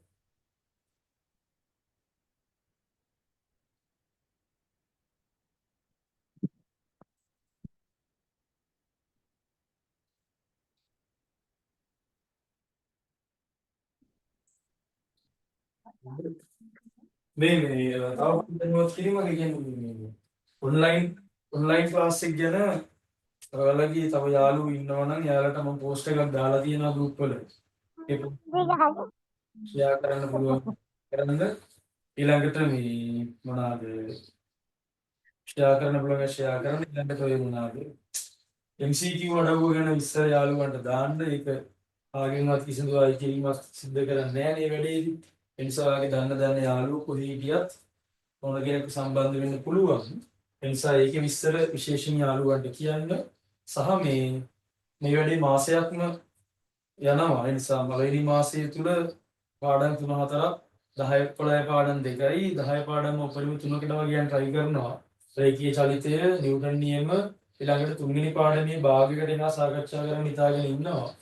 ඉතින් ඒ නිසා යාළුවෝ ඉන්නවා නම් ෂෙයා කරලා අද මේ හෙට තියෙනවා 10 වසර. ඒකටත් ඔයාලා එනවා නම් ලොග් වෙන්න ප්‍රශ්නයක් නැහැ. ඉන්න අයට ෂෙයා කරලා පොඩ්ඩක් පන්ති ගැන දැනුවත් කිරීමක් කරන්න. සමහරවිට ඔයාලට මැසේජස් ඇවිල්ලා ඇති අපේ නම්බර්ස් මොනවායින් හරි. ඒ එන පෝස්ට් එකක් මොනවාරි තියෙනවා නම් ඔයාලගේ යාළුවන්ට ඒක ෂෙයා කරන්න. හරි. ඊළඟට තව එකක් මේ ඔන්ලයින් පන්තිය ගැන කතා කරොත් ඔන්ලයින් පන්තිය මම හිතන්නේ මෙතන ඉන්න ගොඩක් අය තියරි පන්ති යන ළමයි තමයි මෙතන ලොග් වෙලා ඉන්නේ මම හිතන විදිහට. ඉතින් ඒ නිසා එයාලට ගැටලුවක් නැහැ. නමුත් තියරි පන්ති එන්නේ නැති ළමෙක් ඉන්නවා නම් මෙන්න මේ නම්බර් එකට කවුරු හරි ඉන්නවා නම් හරි කවුරු හරි ඉන්නවා නම් මෙන්න මේ නම්බර් එකට මැසේජ් එකක් දාන්න. මොකද පළවෙනි මාසෙන් පස්සේ මේ වැඩි ටිකක් වෙනස් වෙනවා. මොකද ටියුට් එකක් ඔයාලට එවන්න ඕනේ. කියන්නේ භෞතික විද්‍යාව එකක එහෙමම ටියුට් වෙන වෙනම තියෙනවා. ටික එවන්න ඕනේ. ඒ නිසා තියරි පන්ති ළමයින්ට ගැටලුවක් නැහැ. කිසි ප්‍රශ්නයක් නැහැ. ෆිසිකල් පන්ති නම් මේ ඔක්කොම හම්බ වෙනවනේ. නමුත් ඔන්ලයින් පන්ති ටිකක් වෙනස්. ඉතින් ඒ නිසා පොඩ්ඩක් මේ දැනටත් ඉන්නවා නම් මෙයාලා මැසේජ් එකක් දාන්න. අනිත් අය නම් ගොඩක් අය නම් දැන් මේ පන්ති වල ඉන්න ළමයි නෙමෙයි. ඒ නිසා ඒවල ප්‍රශ්නයක් නැහැ. හරි. ඊළඟට අපි චුට්ටක් චුම්බක තරංග පැත්තට යන්න කලින් මේ මෙන්න මේ ද්විවි තරංග වල පොඩි ලක්ෂණයක් තියෙනවා. අපි කතා කරලා ඉවර කරගන්න. මේ බලන්නකො. හොඳට අහගන්න. මෙන්න මේ ධ්වනිය කියන එක අපි ගත්තොත් හරි ලේසිය. හොඳ අවධානය දෙන්න ලේසි. ධ්වනිය කියන එක ගත්තොත් මේ ධ්වනි කියලා කියන්නේ අර අවට ශබ්දයනේ. අවට තියෙන ශබ්දය නැහෙන සීමාවල් තියෙන. මිනිසාට එන ශ්‍රව්‍යතා පරාසයක් තියෙනවා. ඒක ඔයාලා 9 වසරේ වගේ ඉගෙනගෙන ඔයාලා දන්නවා දැන් සමහරවිට. මිනිසාට එන ශ්‍රව්‍යතා පරාසය හර්ට්ස් 20 ඉඳන් හර්ට්ස් 20000 කියන පරාසය දක්වා විහිදිලා තියෙනවා. දැන් මෙන්න මේක නම් ඔයාලා දන්නේ නැතුව ඇති කොහොම හිතන විදියට. මේ බලන්න. ඔයාලා දන්නේ නැහැනේ මෙන්න මේ කතන්දරේ. ඒ කියන්නේ මෙන්න මෙහෙම එකක් මේ බලන්න. හර්ට්ස් 20ට වඩා අඩුයි නම්. හරි. හර්ට්ස් කීයට වඩාද?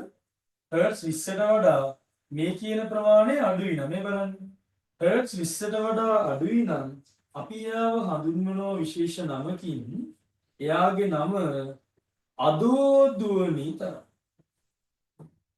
එයාගේ නම අදෝදුවනි තරංග. හරිද? සමහර සංඛ්‍යාතයන් තියෙනවා හර්ට්ස් 20000ටත් වඩා වැඩි නේ බලන්න. හර්ට්ස් 20000ටත් වඩා වැඩි. අන්න ඒ වගේ අවස්ථාවකට විශේෂ නමක් කියනවා. එයාලගේ නම තමයි අතිද්වනි තරංග කියලා කියනවා. හරි? එන අවස්ථා දෙකයි. අදෝදුවනි කියලා කියන්නේ හර්ට්ස් 20ට වඩා අඩු. ඊළඟට අතිද්වනි කියලා කියන්නේ 20000ට වඩා වැඩි.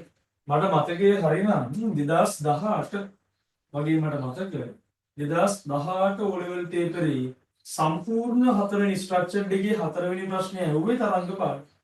ඒකට සම්පූර්ණ ලකුණු 15ක් දුන්නා. ඒ කියන්නේ 7මාරයි MCQ 3යි ලකුණු 10මාරයි. කියන ආසන්න ලකුණු 11ක ඒ අවුරුද්දේ. හරිද? ඒ ලකුණු 11 ලකුණු දෙකකට මෙන්න මේ ප්‍රශ්නේ අහලා තියෙනවා. අහලා තියෙන ප්‍රශ්නේ මොකද කියන්නේ?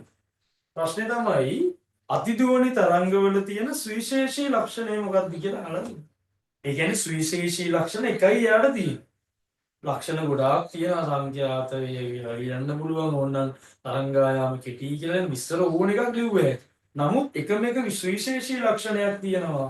ඒක ලියනවට ඒ අවුරුද්දේ ලකුණු දෙකක් දුන්නා. ඔයාලා දන්න මොකද්ද මේ ලක්ෂණය? ඔයාලගෙන් අහන්න.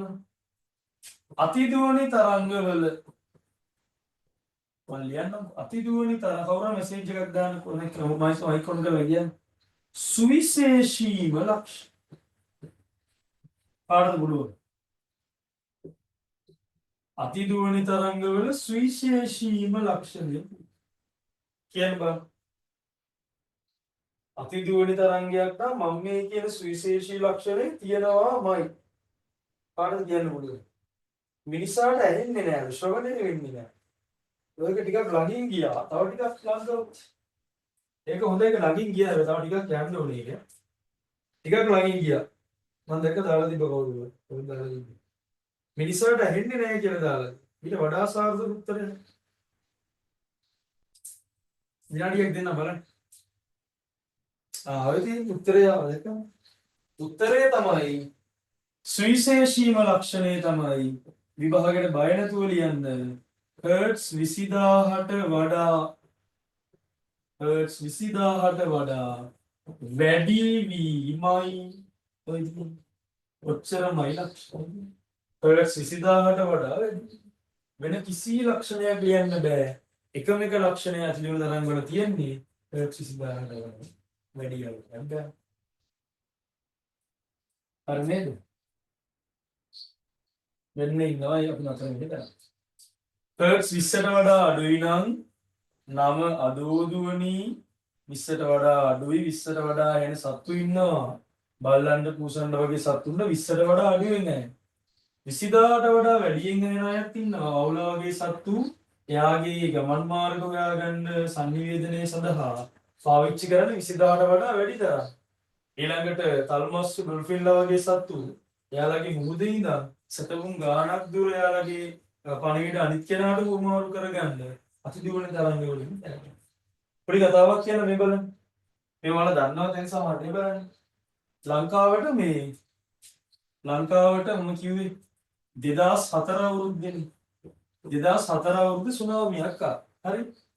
අද අපි උදාහරණයකට ගත්තොත් දැන්නකො ලංකාවේ ඔය යාල වගේ රක්ෂිත කැලෑවල ගොඩාක් මෙන්න මේ මොන ඔය පැත්තට සීමා වෙලා තිබුණා. මේ බලන්න.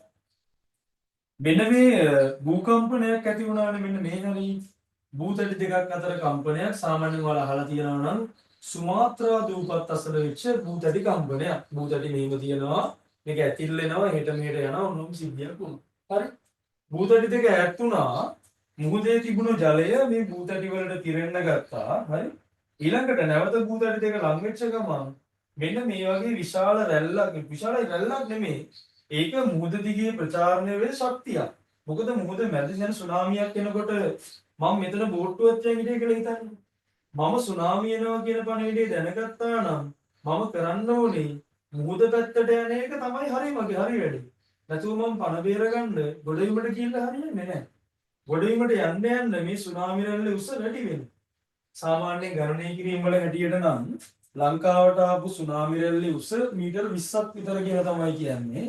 පොල් ගහකට වඩා උසයි කියලානේ කියන්නේ. සාමාන්‍යයෙන් මේ ගොඩබිමට කඩා වැදුණු වේගය මෙන්න මේ වගේ 300ක ගයක්. මේ ලොකු වේගයක් පැයට කිලෝමීටර් 300කට තමයි කියන්නේ. ඒ සරල හිතුවොත් ඇඟේ වැදුනොත් ඇඟේ කෑලි කඩලා යනවා. ඇඟේ තියෙන හන්දිද ජොයින්ද ඔක්කොම ගලවලා යනවා.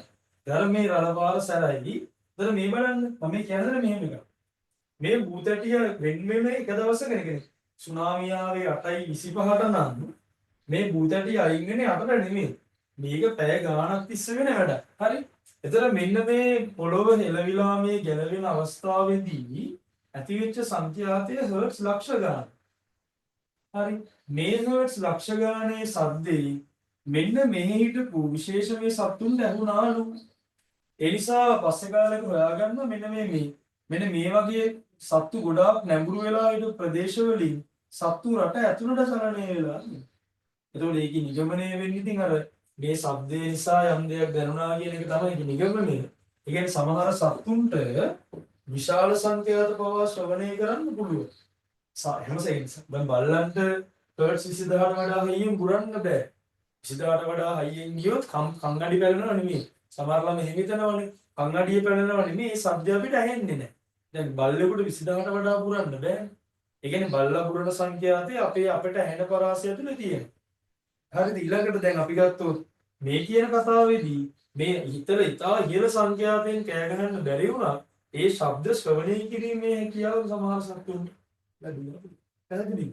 ධ්වනි තරංග වල ලක්ෂණම ධ්වනිය කියන්නේ මොන අවස්ථාවක්? ඒ අන්වායාම තරංග කැටගරි එකේ ධ්වනිය තමයි ප්‍රධාන වෙන්නේ. එයාගේ මේ සම්පීර්ණ විරලන සීන් එකක් තියෙන නිසා මේ ශබ්ද ප්‍රචාරණයක් සිද්ධ වෙනවා ඕන 20000ට වඩා වැඩි නම් මේ සංඛ්‍යාත අපිට කොහෙත් නැහෙන්නේ. හරි? මේ බලන්නකෝ. අතිධ්වනි තරංග මුහුදේ අපි කතා කරේ ගාන මුහුදේ ඔය නැව්වනම් මනම් ගිලුණා. මතකද ටයිටන් එක සබ්මරීන් එකක් කියම ගිලුණා. ඒ ටයිටන් සබ්මරීන් එකේම හොයාගන්නකොට ඒ කියන තැන හොයාගන්න මේ පාවිච්චි උනේ මේ අපි කියනවා අතිධ්වනි තරංග වේගයෙන් මේ පතුල වෙත එව්වා.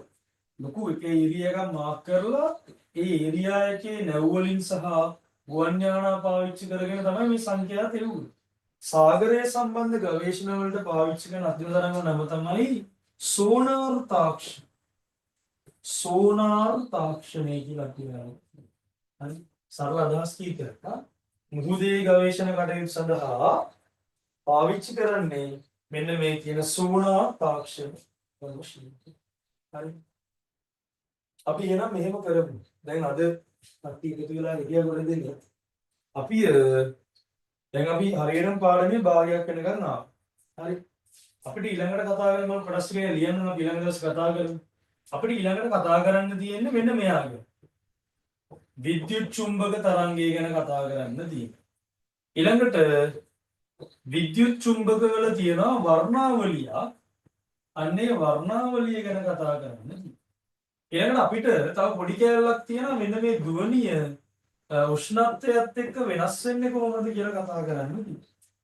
ඊට පස්සේ විද්‍යුත් චුම්බක වර්ණාවලිය කතා කරා වර්ණාවලියේ ප්‍රයෝජන කීපයක් තියෙන හැටි කතා කරන්න ඕනේ. ඊළඟට අපි යනවා විශේෂකයකට ඒක තමයි ධ්වනියේ ලාක්ෂණික කියලා කොටසක් තියෙනවා. ඒක ලේසි. ධ්වනියේ ලාක්ෂණික කියලා කොටසක් තියෙනවා. ඊළඟට අපිට කතා කරන්න තියෙනවා ආපහු මේකේ දෝංකාරය සහ අනුනාදය කියලා කොටසක්. හරි. ඊළඟට අපිට අවසාන වශයෙන් කතා කරන්න තියෙනවා සංගීත භාණ්ඩ කියලා පුංචිම පුංචි. ඔන්න ඔච්චරයි මේ පාඩමෙන් තියෙන්නේ. අපි දැන් හරියටම අපි දැන් කතා කරා තරංගයක් කියන්නේ මොකද්ද? යාන්ත්‍රික තරංග කියන්නේ මොනවාද? ඊළඟට තීව්‍රයක් තරංග කියන්නේ මොනවාද? අන්වායාම කියන්නේ මොනවාද? තව කතා කරා V සමාන F ලැම්ඩා සමීකරණය පාවිච්චි කරන විදිය. ඒකට අදලා ගණන් අපි කතා කරා. හරි. පාඩමෙන් හරියටම කිව්වොත් 160ක් දැන් ඉවර වෙලා. ලකුණු වෙන පොයින්ට් ඔක්කොම කවර් කරලා තියෙන්නේ. තව ලකුණු වෙන වැදගත් කොටසක් තමයි විද්‍යුත් චුම්බක වර්ණාවලිය. ඊළඟට ධ්වනියේ ලාක්ෂණික වලින් වැඩි ලකුණු තියෙයි. සාමාන්‍ය ලකුණක් දෝංකාරය අනුනාදයෙන් තියෙනවා. ඊළඟට මේ උෂ්ණත්වයෙන් නම් සාමාන්‍ය MCQ ප්‍රශ්න වලට වගේ සමහර තැන් හයිලයිට් කරලා. හරි. ඔන්න ඔච්චරයි මේ පාඩමේ තියෙන්නේ. 160ක් මම ඉවර කරලා. හරි. ඊළඟ දවසේ කියන්නේ මම ඊළඟ සතිය වෙනකන් ඉන්නේ නැහැ කොහොමද? මම ලින්ක් එකක් ගාලා උදේ වරුවක හරි හවස හරි දානවා. අගාලා ජොයින් වෙන්න. මේක මේ වීඩියෝ එක මම YouTube එකට දානවා. ඒක දාද්දි මේ තරංග part A කියලා මම දාන්නම්. part A කියලා දාන්නම්. ඊළඟට part B එක දානකොට මේ ටික කව වෙනවා. ඊළඟට ප්‍රශ්න පත්‍ර 2016 වගේ 16 ඉඳන් 2023 වෙනකන් ආ ප්‍රශ්න ටික සාකච්ඡා කරලා ඊළඟ දවසේ පාඩම ඉවර කරා. එතකොට 11 වෙනි 11යි 4 වෙනි පාඩම ඉවර. හරි. ප්‍රශ්න තියෙනවා නම් ඕන එකක් අහන්න පුළුවන්. සහ මේ වැඩේ හරියට පොඩි නෝට් එකක් එක්ක යන්න. තව මෙන්න මෙච්චරයි ඉතුරුවා. සියල්ල කතා කරලා තියෙන්නේ. මේ තියෙන්නේ අද දවසේ සියල්ල තියෙනවා. බලමු. යාන්ත්‍රික තරංග ගැන කතා කරා, තීව්‍රයක් අන්වායාම, ඊළඟට මුලින්ම කතා කරේ අපි තීව්‍රයක් ගැන නේද? අපි මුලින්ම කතා කරා මෙන්න මෙතන අවලම්බ බට්ටාවේ චලිතය ගැන කතා කරා. ඊළඟට ශීර්ෂ නිම්න එක කතා කළා මේ විස්තරය. ඊළඟට අපි P සමාන F ලැම්ඩා ගැන කතා කරා මේ සූත්‍රය ගැන කතා කළා. ඊට පස්සේ මේ ශීර්ෂ කියලා කියන තරංගයේ ඉහළ තැන්, නිම්න කියන තරංගයේ පහළ තැන්, තරංගායාමයේ කියන්නේ ශීර්ෂ දෙකක් අතර දුර හෝ නිම්න දෙකක් අතර දුර කියලා කතා කරා. විස්තාරය කියන්නේ මධ්‍ය පිහිටීමේ සිට උපරිම විස්ථාපනය කියලා කතා කළා. ඊළඟට අපි කතා කළා ශීර්ෂ නිම්න කතා කළා. ඊට පස්සේ අපි කතා කරා මෙයාලගේ රූප සරණක් අපි නම් කරානේ තරංග වලින් න්යාව කතා කරා. ධ්වනිය විදිහට අපි අන්වායාමය යා කොටස් ටික කතා කරා. අපි තියෙන්නේ ඊළඟට මේ තියෙන්නේ ධ්වනිය පරාසය ගැන කතා කරා. අදෝදුවනි සහ අතිදුවනි ගැන කතා කරා. ඊළඟට අපි මොකක්ද අපි සෝනා තාක්ෂණය ගැන කතා කරා. ඊට පස්සේ මේ වැදගත්ම කොටස මේ තියෙන්නේ. අපි ගානක් හැදුවා. ඒක වැදගත් ගානක්. තරංග ආයාමයත් එක්ක සංඛ්‍යාතයේ විස්තරයේ විචලනය, මුහුදු ගැඹුර ඇයිමෙන් වෙන්නේ, ගැඹුර වැඩි තැන විස්තරේ කතා කළා. ඊළඟට අපි ඒකෙත් ගානක් හැදුවා. සුපිරි ගානක් හැදුවා. මේ තියෙන්නේ මේ වගේ ප්‍රශ්නයක් විභාගෙට එනවා. ඕනනම් මට මතක විදියට 2016 2020 අතර ප්‍රශ්න පත්‍රයක බලන්න මේ වගේම ගානක් ඇවිල්ලා තියෙනවා. මේ විදියම අයියා ස්ට්‍රක්චර්ඩ් පේපරේ මේ විදියම කිසිම වෙනසක් නැහැ. අතිදියුණු තරම් ගැන අහලා නම් කරලා විස්තර ඔක්කොම දාලා. ඒ නිසා මේ ගණන් දැන් නැවත හදන්න. හරි? වෙලාව තව ඔයාලට තියෙනවනේ. ඔයා හදන්න ඕනේ. හදලා ඔයාගේ වැඩේ ඒවා කවර් කරගන්න. හරි. ඒ නිසා මේ ප්‍රශ්න තියෙනවා නම් පොඩ්ඩක් කියන්න.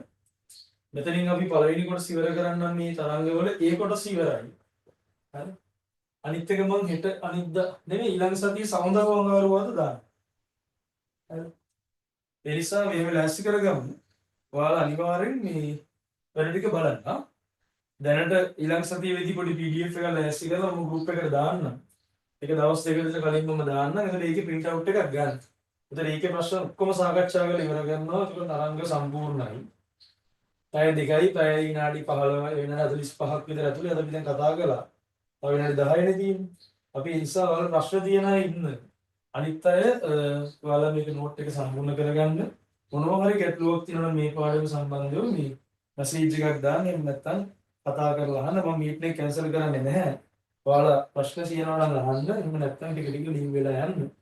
මේක අද රෑ 12:00 වෙනකොට මම මේකේ ලින්ක් එකයි YouTube එකේ දාන එක මම ඔයාලට දාලා තියන්නම්. හරි. ඔයාලා ප්‍රශ්න තියෙනවා නම් අහන්න දරුවෝ මේ මීටින් එක මෙහෙම තියෙනවා. ප්‍රශ්න මොනවා හරි තියෙනවා නම්